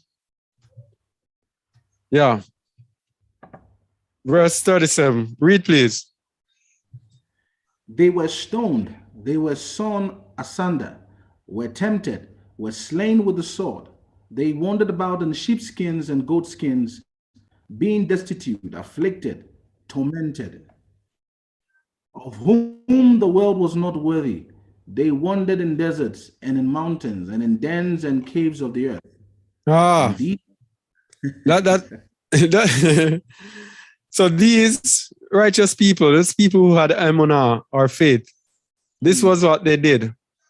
And it says the world was not even worthy of them. yeah. And yet we know, even the thought of it, it's not that we have tried, many of us. Just the thought of it, we say we cannot do it. This is why Babylon is going to be a stumbling block. It is going to be a huge stumbling block on many of us who believe that we are in the way and waiting on the salvation. We're going to perish with Babylon. It is Very sad to say. it is not going to be a stumbling block. It is a stumbling block, bro. Yes. Yeah. It's a huge mountain. And I know many. Look, the easiest thing we can do is lie to ourselves. But we all know the one who's the discerner of thoughts knows exactly what is within us.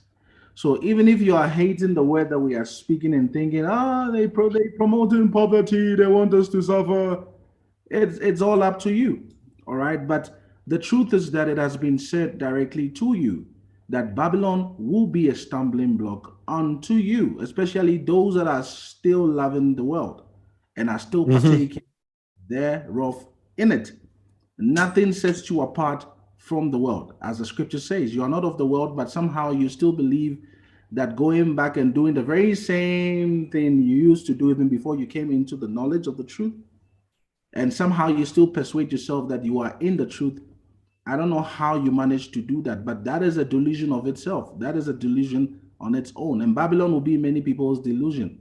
The appetite of Babylon to say, let me accumulate so much money before I leave and go into the wilderness. What are you going to do with all that money in the wilderness, if I may ask? Are you going to buy trees?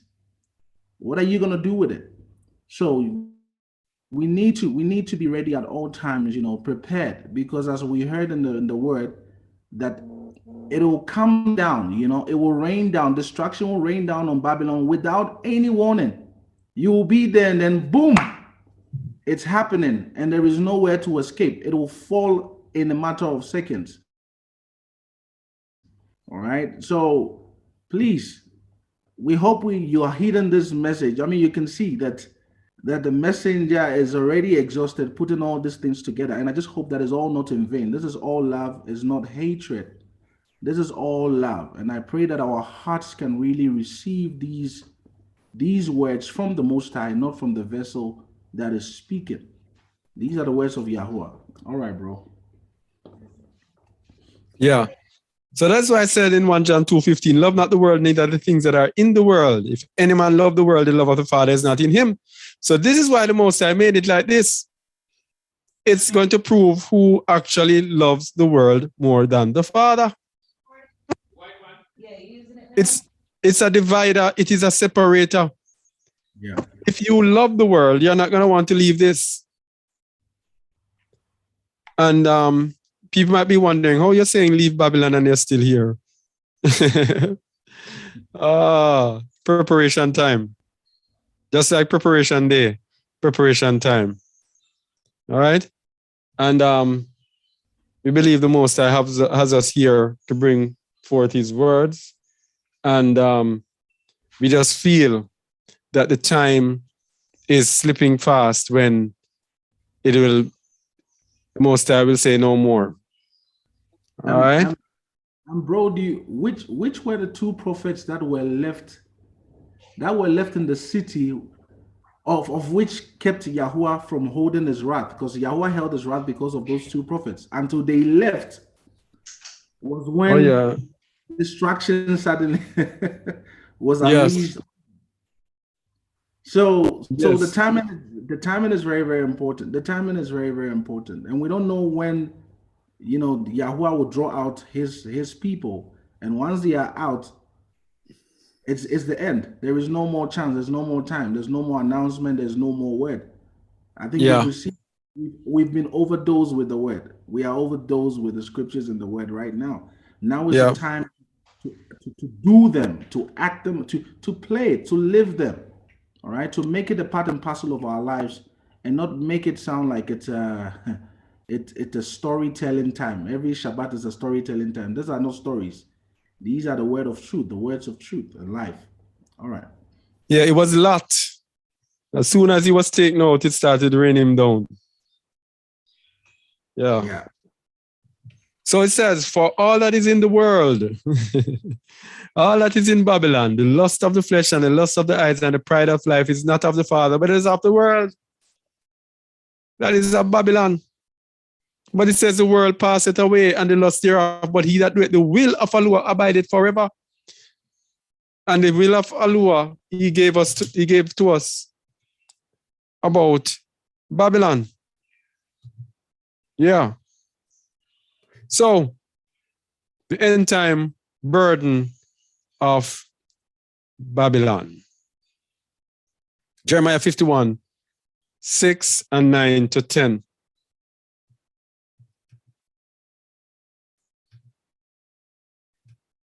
Jeremiah 51, 6.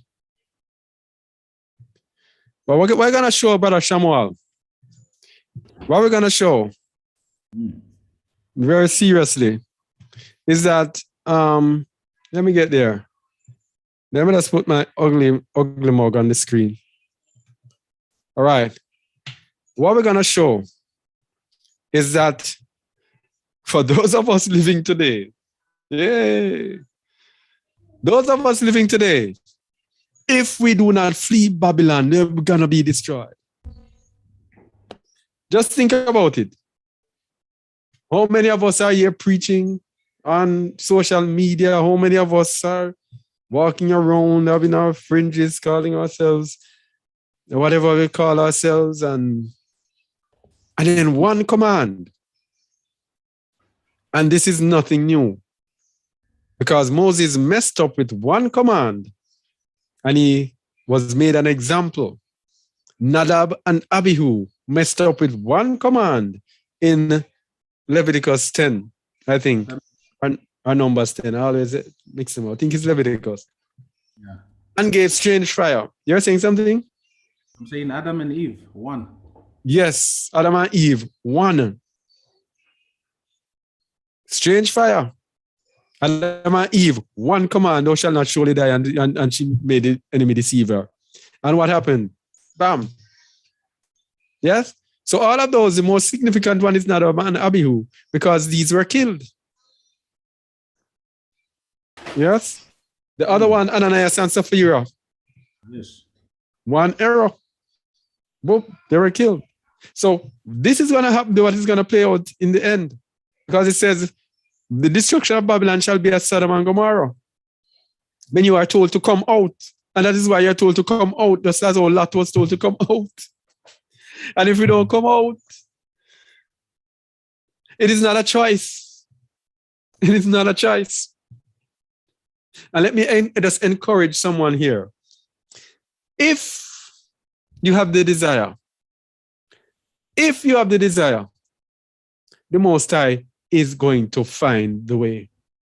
So many people I hear, I don't have anywhere to go, and they might try and they might look. The reason you're not getting to the Most High knows you don't have the desire and the zeal. Yeah. So we are giving you these teachings for you to have the desire and the zeal in order to come out. Because as long as you have it, the Most High is going to do the rest. And we are living examples. And I saw someone comment on one of the videos and they say they are living example. All you have to do is have the desire. So we have a confirmation. Because all we had in our group is just the desire. And we had nothing. Yeah. And the Most High made the way. Yes?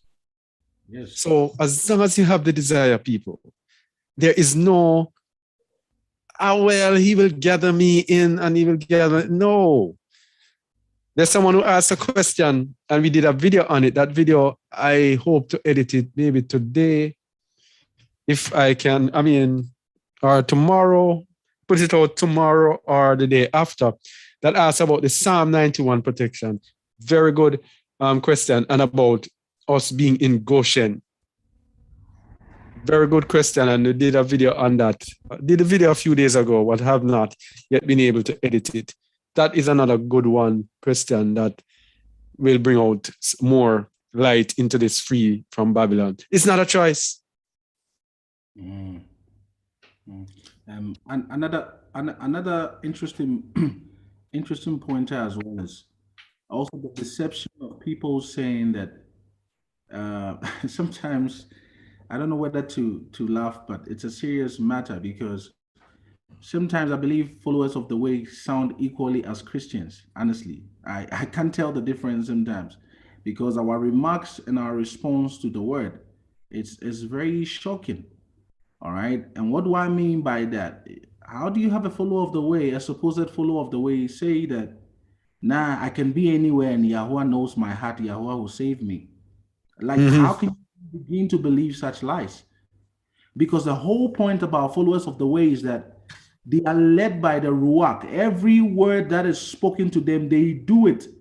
All right. You want to be caught dying doing the word than being in disobedience. All right. Of which many people don't understand. It is better to hear Yahweh say to you, go stand there and then find yourself dying rather than not do it and die where you refute, where you stood. So the whole point about being a follower is that you are led by the Ruach. So wherever the Most High sends word, do this, move here, stand there. You do it just exactly as you have heard it. All right. So that when the time comes, whether it be death, whatever that may come at that moment, at that hour, you know that you are free because what? Because you have found yourself within His will. You are doing His will. This is where you ought to be found when you are dying, or when you are dying. You want to be found in His will. So His will entails that you received the word and you acted on it. And if that led to your death, whoa, that is it. That is the obedience we are talking about. We are not talking about saying that He knows my heart and that you are refusing to hear His word when He's saying to you, hey, go do that. Hey, stand here. All right. And that is the difference between a true follower of the Mashiach, and those that are just giving lip services. All right. All right. So, we're looking at the end time burden. Jeremiah 51, verse 6 and verse 9 to 10. No, should I do this first? No, I shouldn't do that as yet. Let me do the other one. No. Yeah. Let me just state that about the destruction of the religious and economic order. Because the question at the beginning was that Babylon's destruction will be it's only about a religious thing. So we only have to come out of their religions. So if you go to Revelation 18, I think we did 21 to 23. So we can just do 24.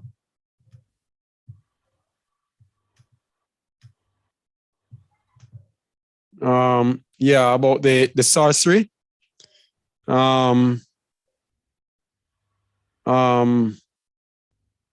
Yeah, verse 23. Read verse 23. And the light of the candle shall shine no more at all in thee, and the voice of the bridegroom and of the bride shall be heard no more at all in thee. For thy merchants were the great men of the earth, for by thy sorceries were all nations deceived. Thy merchants, all right? So that's the economics. Just want to state that for the question at the beginning. Okay. So the end time burden of Babylon.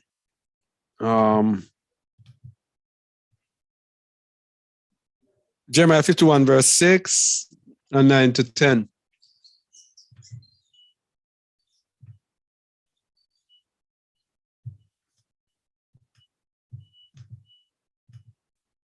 All right. Read, please. Flee out of the midst of Babylon, and deliver every man his soul. Be not cut off in her iniquity, for this is the time of Yahweh's vengeance. He will render unto her a recompense. A recompense. So flee out of the midst of Babylon. So one person said, Babylon is everywhere. This is foolishness. A false doctrine. Babylon is everywhere. How can you flee from Babylon? Nobody said flee Babylon. We didn't say flee Babylon. Flee out of the midst of Babylon. That's what it says. And deliver every man his soul. We're going to show a consistency that this is what we need to do. We are sitting awaiting the Most High to deliver us when the Most High has already given us instruction that we must first deliver ourselves. Or else, if we don't do it, we are going to be cut off in her iniquity when Yahuwah recompenses them. Verse 9. We would have healed Babylon, but she is not healed. Forsake her, and let us go every one into his own country. For her judgment reacheth unto heaven, and is lifted up even to the skies. Oh, I saw I had a mix-up. So, let me get verse 10. Yahweh hath brought forth our righteousness. Come, and let us declare in Zion the work of Yahweh our Elohim. All right, so we've been dealing with these scriptures for the past week or so, but they are very, very profound. We would have healed Babylon, but she's not healed. Forsake her, and let us go, everyone into his own country. For her judgment reacheth unto heaven, and is lifted up even to the skies. So it's once again, go, leave. And remember, very important, as we said before, we showed that Babylon refers to the kingdom and worship. So you cannot be saying that you're leaving the religious aspect, the worship aspect, and you are still in the kingdom. You are still in Babylon. And you cannot say that you are leaving out of Babylon and you still have the religious aspect, worshiping the false gods. Because it's very, very important. The Most High says that he will purge out from among us the rebels.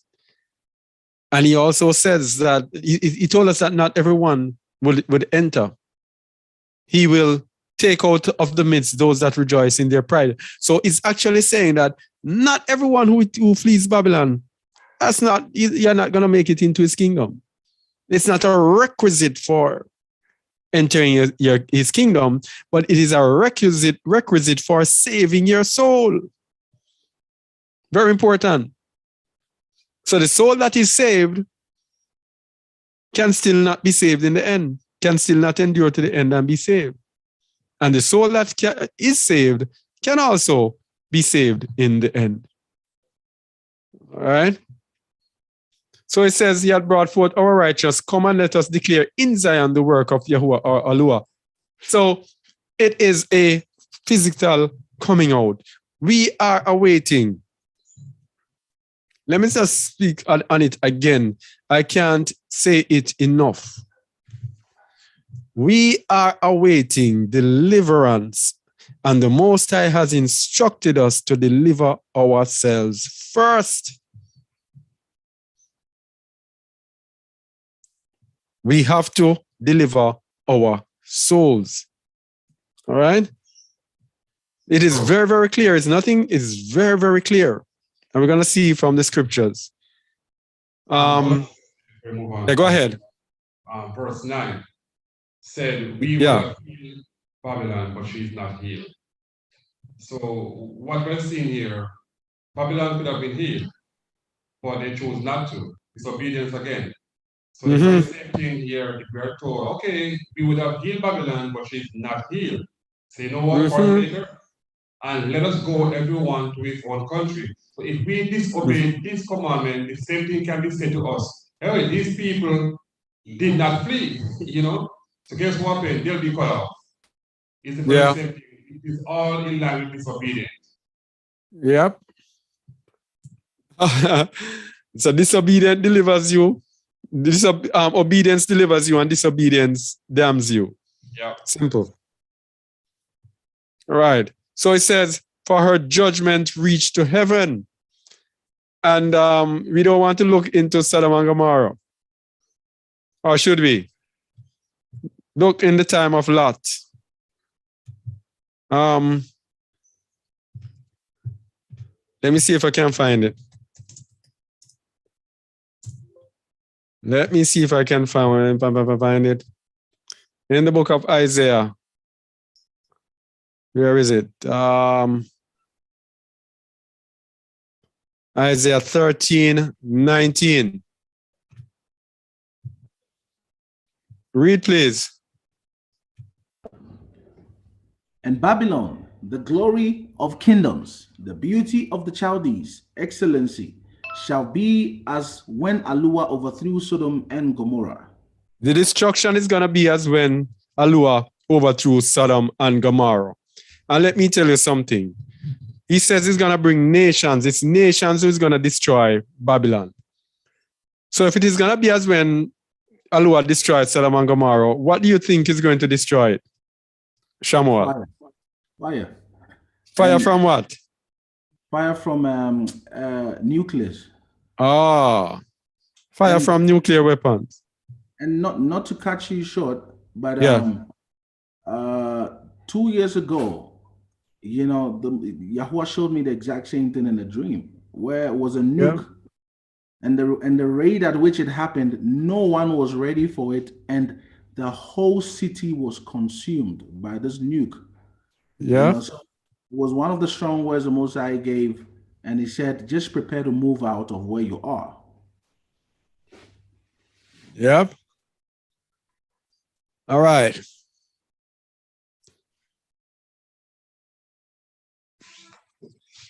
Verse 14, we're gonna go as Sodom and Gomorrah to see what it will be like for Babylon. And we're gonna see why we have to leave. Verse 14, read please. And Lot went out and spake unto his sons-in-law, which married his daughters, and said, Up, get you out of this place, for Yahuwah will destroy this city. But he seemed as one that mocked unto his sons-in-law. So Lot knew that it was time to go out, and Lot was encouraging his sons-in-law, come, let's go, let's go. But he seemed as one that mocked them. And what happened to them, Shamuel?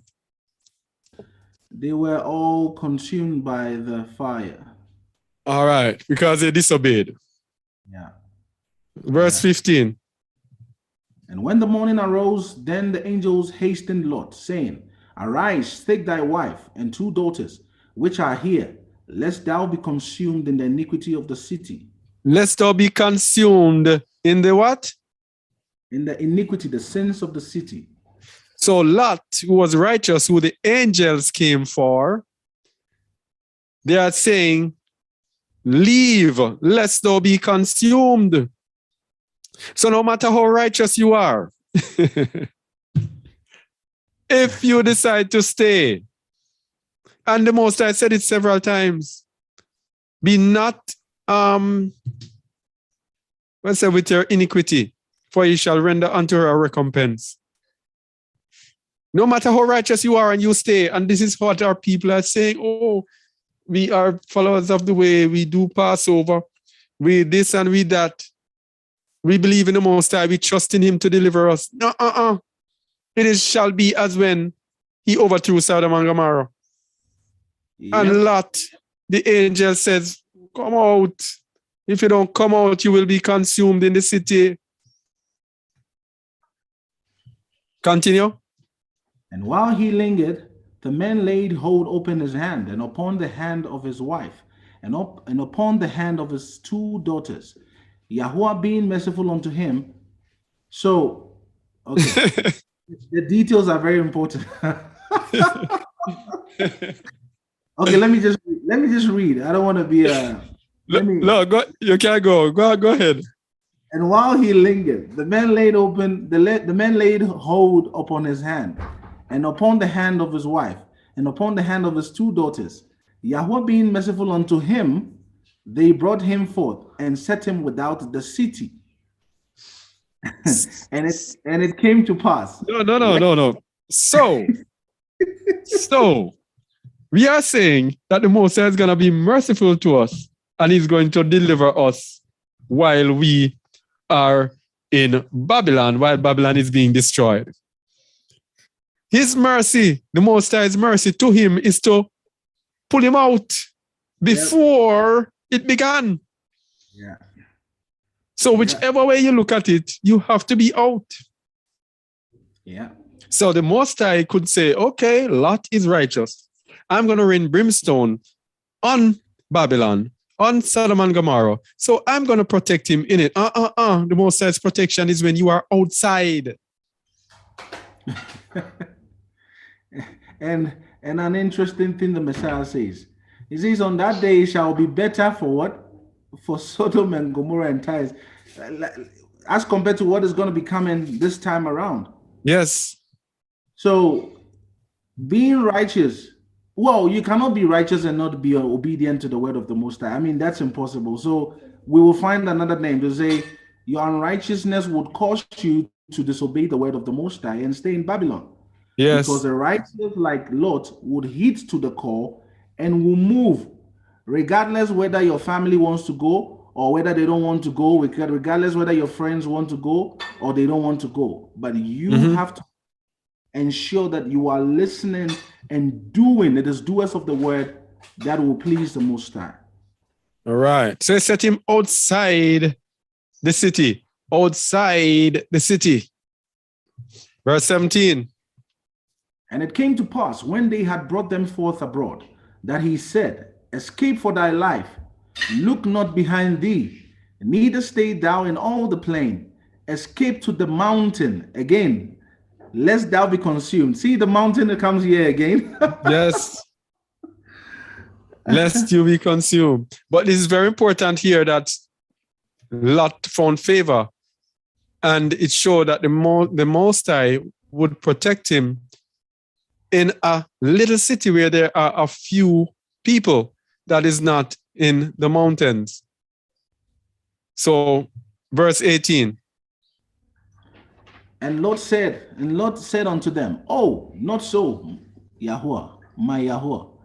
Behold now, thy servant hath found grace in thy sight, and thou hast magnified thy mercy, which thou hast shewed unto me in saving my life. And I cannot escape to the mountain, lest some evil take me, and I die. And he said unto him, see, I have accepted.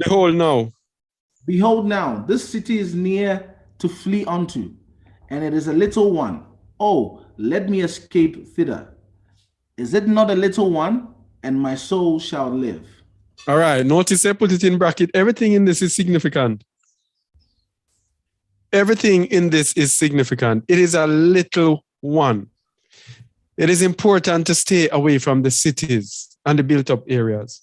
Wherever you go, make sure there is nobody there or hardly anyone there. Is it not a little one? Because when you are in a little one, then you can be free from the Babylonian system. Free from everything that has to do with Babylon. And we have seen this for ourselves. All right? Verse 21. And he said unto him, See, I have accepted thee concerning this thing also, that I will not overthrow the city, for the which thou hast spoken. All right, so he was given reprieve in the city. But here's where you find favor. People think they're going to find favor in the midst of Babylon. You're not going to find favor in the midst of Babylon. You're going to find favor when you come out. You see that, bro? Yes. When you It's come when- out of it. Yes. When you come out, the Most High shows you favor. And verse 22. Yeah, go ahead. Also, another important point for the grace lovers. You see, grace didn't get him to stay in the city. Grace got him to walk out, to do. Mhm. It's a doing Yes. work. Grace is a doing. Grace demands your action. All right? Mhm. Is equally as faith. So if you believe that he has shown you mercy, you don't sit in rebellion. You move, you do. And then grace is now fulfilled because now you become what? You become grateful, as we can see Lot is being right here. Mhm. 22.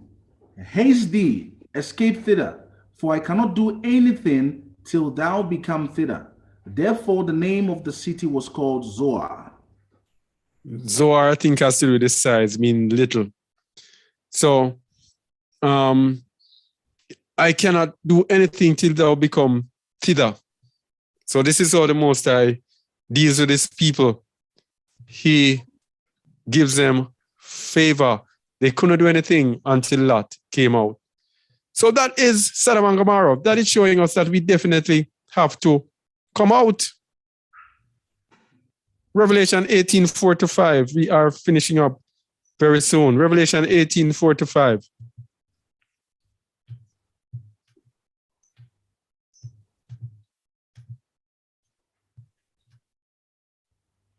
Read, please. All right. And I heard another voice come from heaven, saying, Come out of her, my people, that ye be not partakers of her sins, and that ye receive not of her plagues. All right, the same thing from in Lot. Remember it says partake of our iniquity? Yes. It's the Yes. same thing. No, we might say, oh, this Babylon, it is from Old Testament. This is New Testament. Telling you the same thing as the Old Testament. Yeah. Come out of her. Come out, come out, come out. That ye be not partakers of her sins. Because as long as you're going to be in Babylon, you're going to partake of Babylon's sin. Because Babylon has a corrupt system, and every single mechanism in Babylon is corruption. Every single mechanism comes from corruption. Even just simply eating food, the food comes from corruption. Very true. Everything is corrupt. If you are here, you're going to partake of her sins. And if you partake of her sins, you are going to receive her plagues. That's why you come out. And he tells you why. Verse 5. For her sins have reached unto Shemaim, and Alua hath remembered her iniquities. Come out. Jeremiah 50, verse 8-9. Come out of her, my people. Jeremiah 50, 8-9. Read, please. Remove out of the midst of Babylon. I'll stop there. Right? Notice how many different ways he tells us to come out. Remove.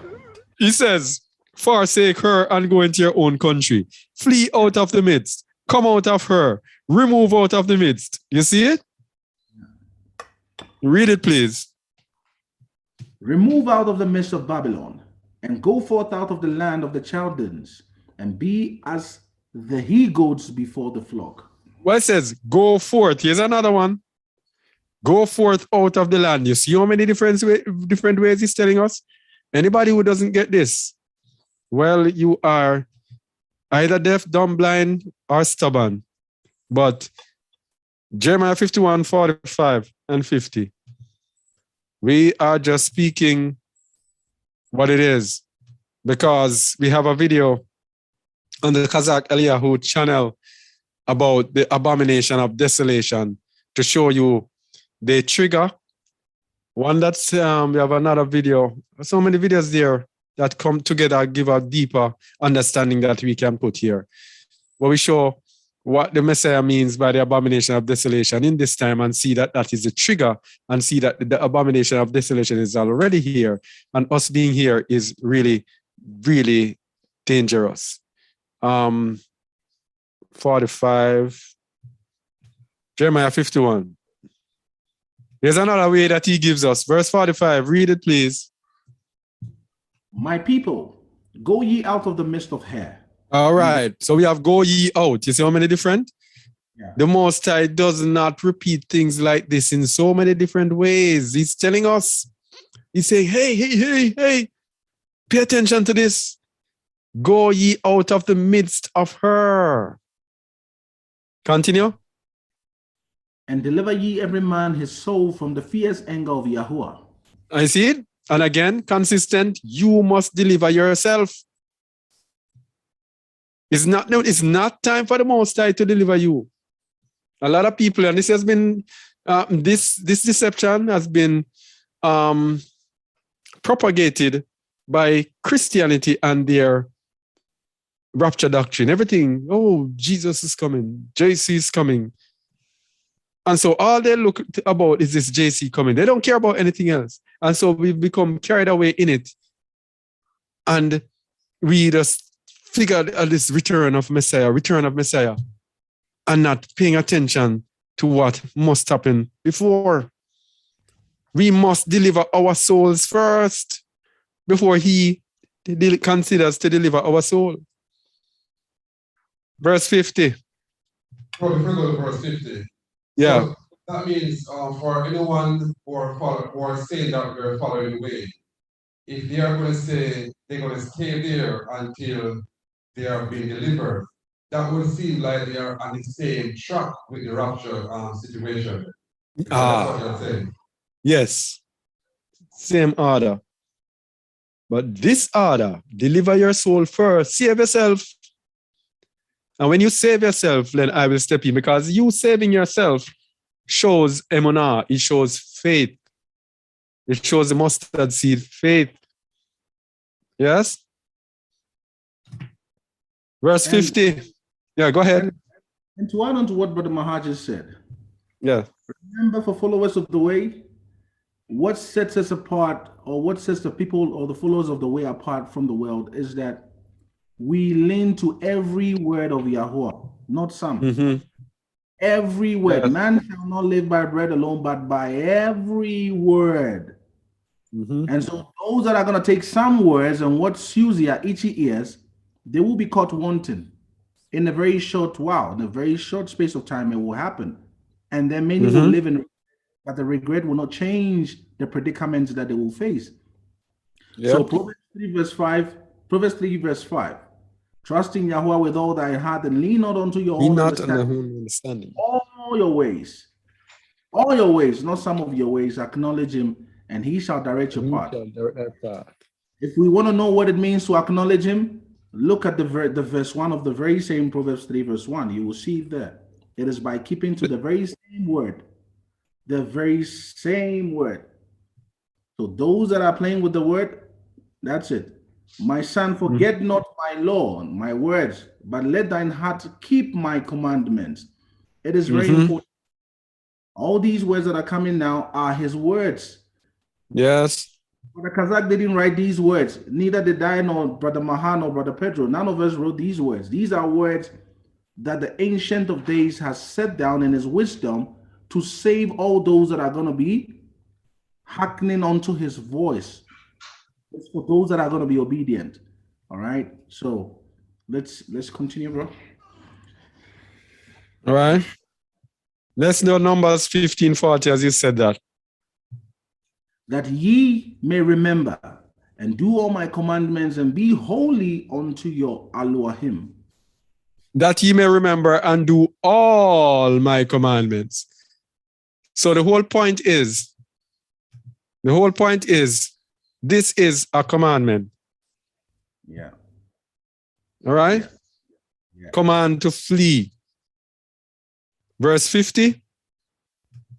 Ye that have escaped the sword, go away, stand not still.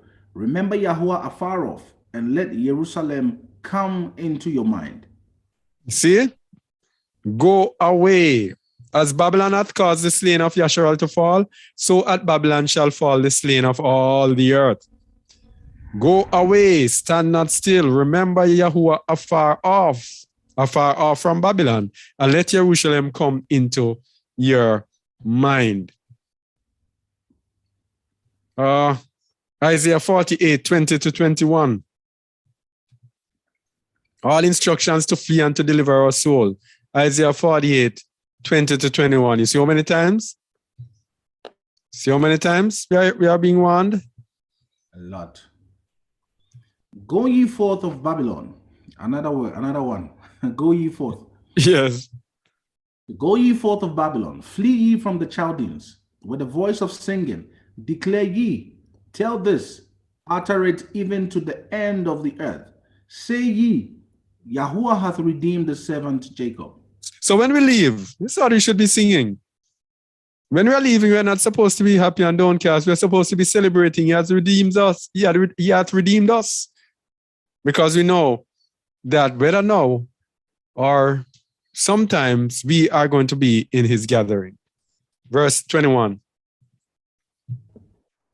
And they thirsted not when he led them through the deserts. He caused the waters to flow out of the rock for them. He clave the rock also, and the waters gushed out. All right. So what is he telling us here? He's telling us that don't be afraid to flee. Because when the children of Israel were in the wilderness, he provided for them. He's just telling you here, hint, hint, hint, I'm going to provide for you. Just go. Don't worry yourself about anything. I'm going to provide for you. That's what he's telling us here. Go ye out. Zechariah 2, 6 to 7. See how many ways he chooses to tell us. Zechariah 2, 6 to 7.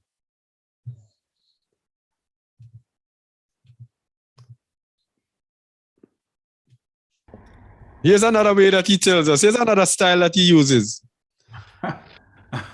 Sounds like somebody. Ho, ho! Come forth and flee from the land of the north, saith Yahuwah. For I have spread you abroad as the four winds of the heavens, saith Yahuwah. Deliver who? Deliver thyself. Deliver O who? Thyself. So, it's a time for us to deliver ourselves first. The whole world waiting on the Messiah to come and deliver them, or the Most High to gather them. So many Hebrews are waiting on that. And the Most High is telling us so many times, you first deliver yourself. Show me that you reject this system. Show me that you reject Babylon. Show me that you love me enough to leave all of these pleasures away. Yeah. And then I will do my part. Verse 7. Deliver thyself, O Zion, that dwellest with the daughter of Babylon. Let's say it again. Read it again, please. Deliver thyself, O Zion, that dwellest with the daughter of Babylon. Read it again, please. Deliver thyself, O Zion, that dwelleth with the daughter of Babylon. And how does he say we should deliver ourselves? By ho, ho, ho, come forth. Come out of her, my people. Flee from the land of the north. All right. So the last one should be the last one. Micah 4, 8 to 10. Where it tells us, this is a great summary of it all. 8 to 10. Read, please. And thou, O tower of the flock, the stronghold of the daughter of Zion, unto thee shall it come, even the first dominion, the kingdom shall come to the daughter of Jerusalem. So it's telling us that the kingdom shall come, but he's going to tell us how the kingdom shall come. And this is very important because we think the kingdom comes with us being in Babylon and the Most High coming and gathering us out. That's what most of us thought. That's what we thought. But he's going to tell us how the kingdom is going to come when we are in Babylon. Verse 9. Now why dost thou cry out loud? Is there no king in thee? Is thy counselor perished? For pangs have taken thee as a woman in travail. Ah, it's going to be very, very unpleasant and painful. Verse 10. Be in pain and labor to bring forth, O daughter of Zion, like a woman in travail. For now shalt thou go forth out of the city, and thou shalt dwell in the field, and thou shalt go even to Babylon. There shalt thou be delivered.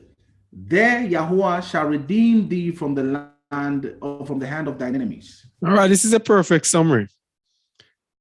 The kingdom is ours, but first we have to deliver ourselves by going forth out of the city, dwelling in the field, even in Babylon. And there we shall be delivered. So this is what it means to flee from the midst of Babylon. We shall be in Babylon, but we leave out of the city, just like in Sodom and Gomorrah when Lot fled to that small place near the mountains. We shall be in the city, but you leave out of the cities and go to remote areas, far as possible from these built-up areas. There is where you shall be delivered, not in Babylon, not in the midst of Babylon. There shall you are redeem thee from the hand of thine enemies. Yes? So, that is it. That's what has been on my heart for the week. There are several videos on our Chazak Eliyahu channel, CHAZAQ ELIYAHU, that channel. And that you will give more insight and more details into what you have spoken about here. All right? So this is what has been laid on our heart to speak to the people before we leave from the midst of Babylon. All right? That's what I have to say for today. Happy that I was able to get this through. Very, very tired. And I hope I was able to bring out what is there as the Most High meant it to come out. All right? So, is El Pedro there? I want to hear from him before he leaves. Has he left us yet? He has already left? No, he's still El there. Pedro!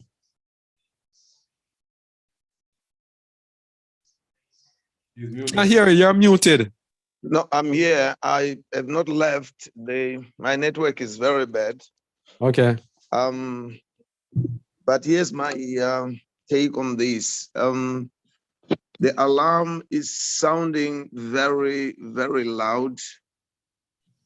Everywhere we look, the time has come whereby we have to separate ourselves as the people of Yahuwah. We have to be in a place where we do not have worries and cares of the earth, and we shall be able to concentrate on his word without worrying what we don't have and what we have.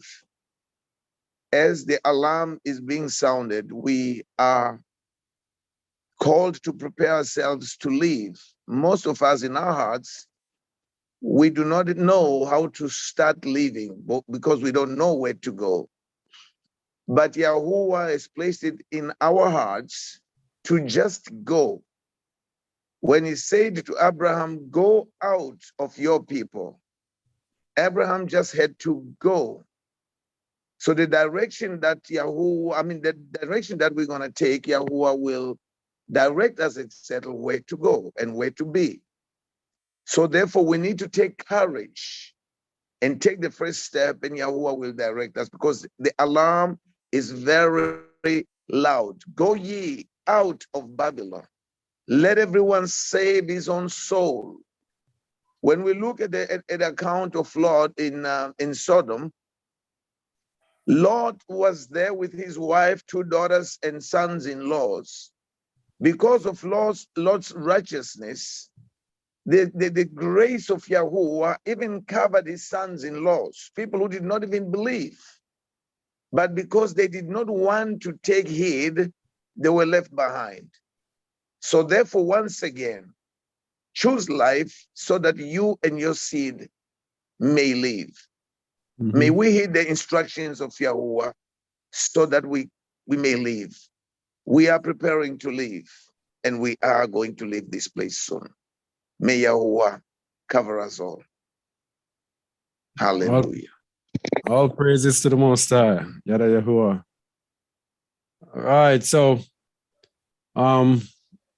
who's coming next? So Shamuel, you're eating? Yes, Brother Maha can go. Yeah, go ahead. Brother Mahakun. Yeah, shalom is feeding his face. Okay. Yeah. Very important that you bring up the very last verse you use. Very important.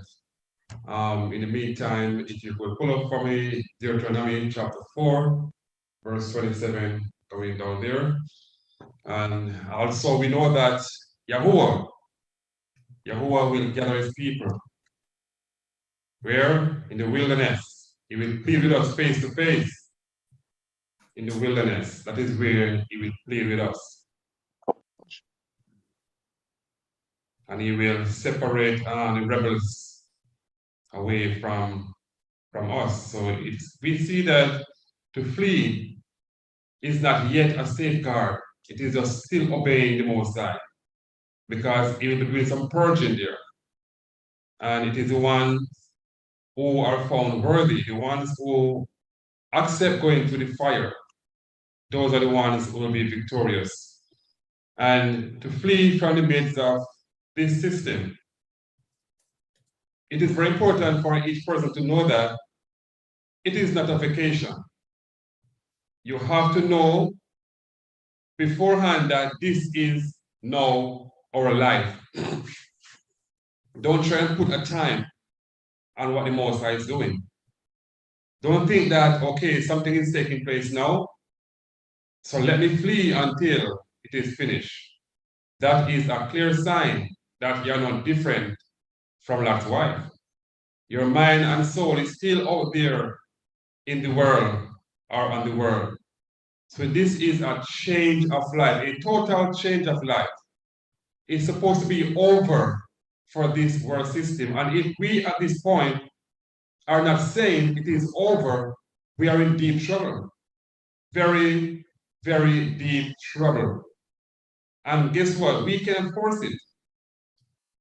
The most I can say to us now, if this is not where you're at, pray to Yahuwah that he might grant it to you, grant you a repentant heart, that you may find yourself seeking after his righteousness, that you also may obey him and flee from the midst of wickedness, because the scripture cannot make it any much clearer. I mean, it is all over. Babylon would have been healed, but she's not. I mean, she could have, but she's not. Maybe she chose not to. So you know what, my people? Come on, let's go. Don't stay any longer in the midst of her, because she's going to be utterly destroyed. Verse 27 in Deuteronomy 4. And Yahuwah shall scatter you among the nations, and he shall be left few in numbers among the heathen. Whither Yahuwah shall lead you. And there ye shall serve God. You know that many of us will serve God. The work of man's hand, wood and stone, which neither see, nor hear, nor eat, nor smell. And while we are in this wicked system, many of us have been through this which is written in the scripture. But if from thence thou shalt seek Yahuwah thy Elohim, thou shalt find him. Thou shalt find him. Thou shalt find him if thou seek him with all thy heart and with all thy soul. When thou art in tribulation, and all these things are come upon thee, even in the latter days. Does that mean the last days? In the latter days? If thou turn to Yahuwah, thy Elohim, and shall be obedient unto his voice. For Yeah. Coming. Yahuwah Thy allure is a merciful allure. He will not forsake thee, neither destroy thee, nor forget the covenant of thy fathers, which he sware unto them. 43.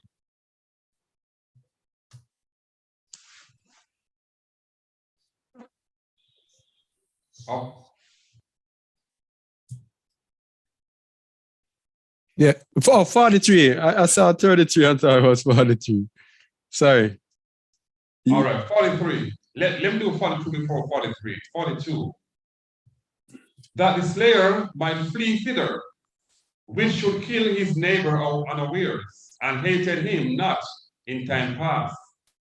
And that fleeing into one of these cities, he might live, namely, Bezer in the wilderness, in the plain country of the Reubenites, and Ramoth in Gilead, of the Gadites, and Golan in Bashan, of the Manasseh. And if you look on all these places, you will realize it is like not in the city area, very small places.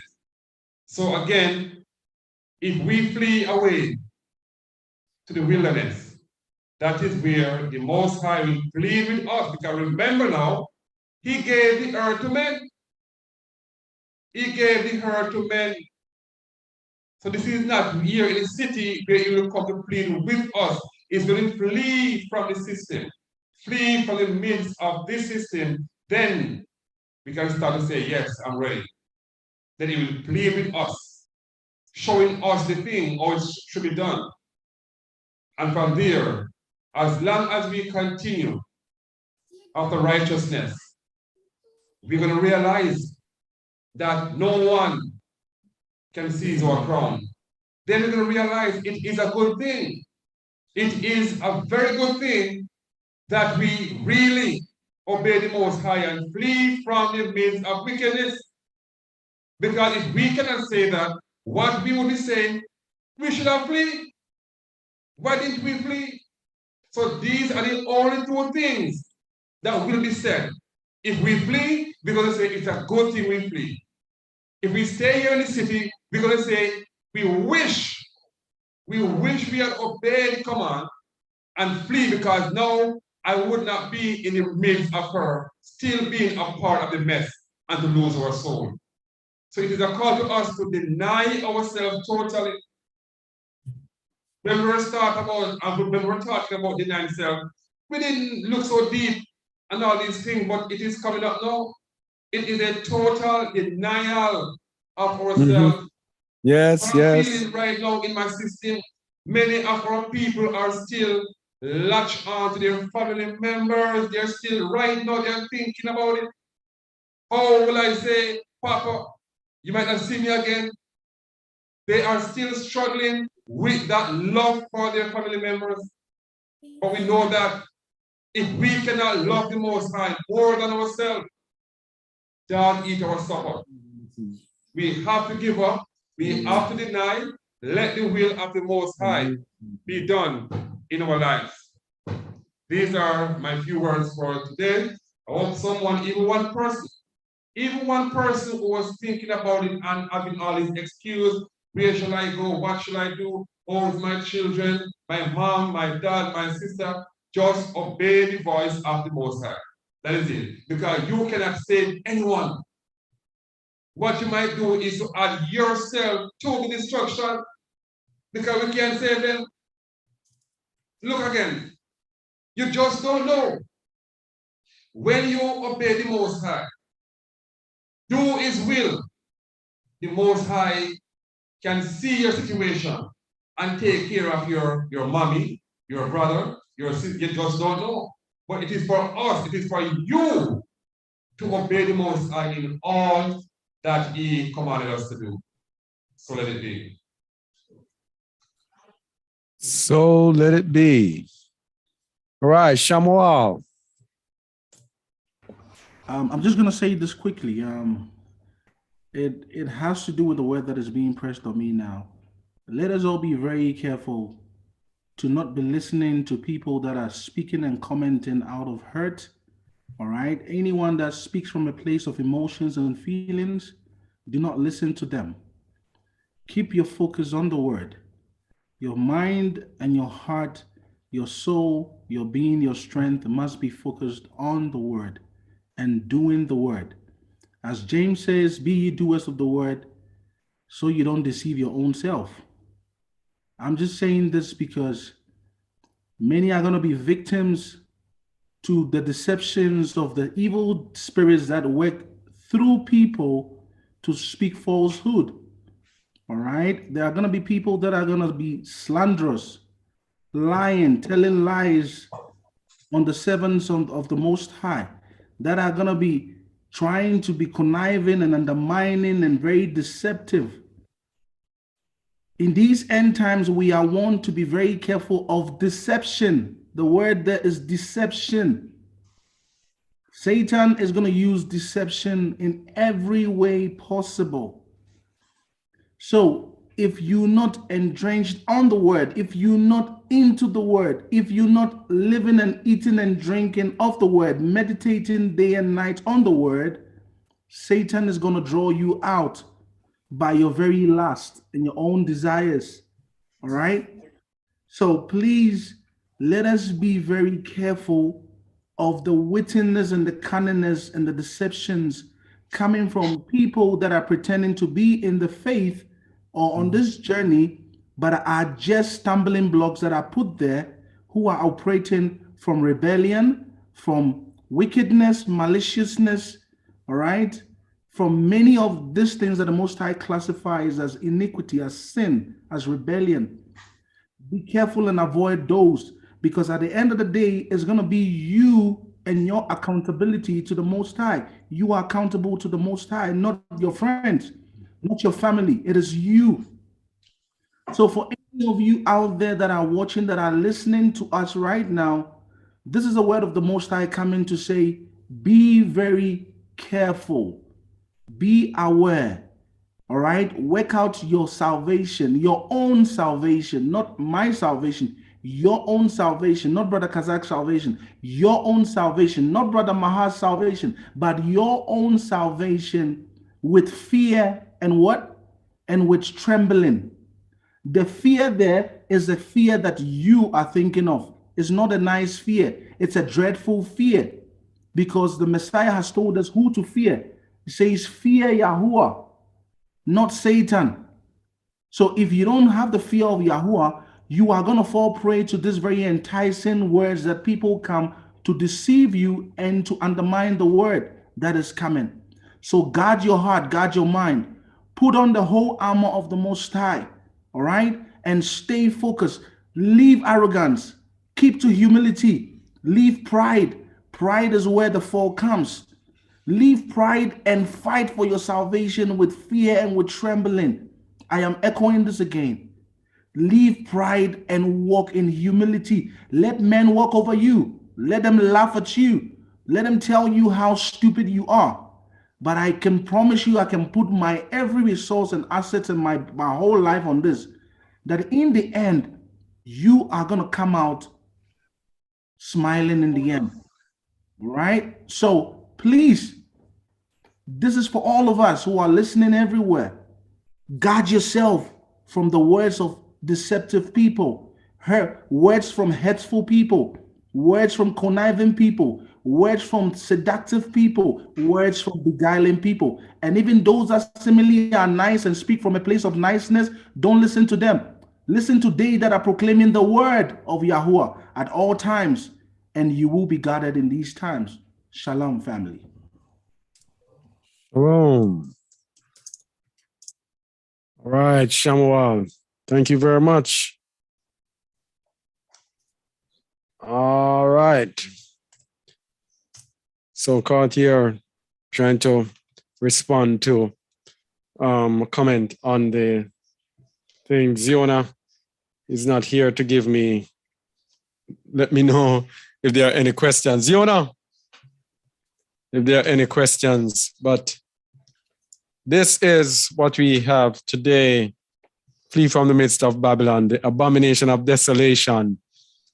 We have a video on the Kazakh Eliyahu channel. What is the abomination of desolation and what does it mean for us today? Something like that. check that out, because the abomination of desolation is a trigger that lets us know when it is time to flee from the midst of Babylon. As we see things shaping up throughout the world, the abomination of desolation, and understanding the abomination of desolation, we realize it's over time, because we must understand that this thing that they have given us, it is able to be communicated from person to person. So even though there might not be any brimstone and fire and nuclear weapons raining down upon us, this abomination of desolation is so polluted the bodies, the protein from it has been proven many times over of people getting sick by being near people who took this abomination that makes desolate. And so this is one of the main reasons why, as soon as possible, we need to get away. So even though we don't see any destruction, anything, things are happening in the spiritual realm that we cannot see. All right? So flee from the midst of Babylon. What else can I say? If it was up for me, we'd still be here. But even though this place is wicked, we would try to struggle through with it. But nah. The Most High has laid it on our heart that we cannot be righteous in this place. We have to leave this place in order to really be able to serve him. All right? Flee out of the midst of Babylon and save every man his soul. Let us not be those who are waiting to be delivered. And in the end, when Babylon is being destroyed, we are here in the middle of it, getting the shock of our lives when we see destruction come upon us. All right? Flee out of the midst of Babylon and save every man his soul. All right? So, are there any questions, Yona? All right. So this is Chazak Eliyahu Yasharal, reminding you of our channel, Chazak Eliyahu, CHAZAQ ELIYAHU. We also got up our website, ChazakEliyahu.com. Just started it, not yet populated it with much, but it is there and up and running. As for the last few times that we're here, just putting everything out. And so people will have access to what has been laid on us from the Most High. All right, please like, share, comment, and subscribe if you have not to both our channels. All right, and until next time, shalom, shalom, shalom.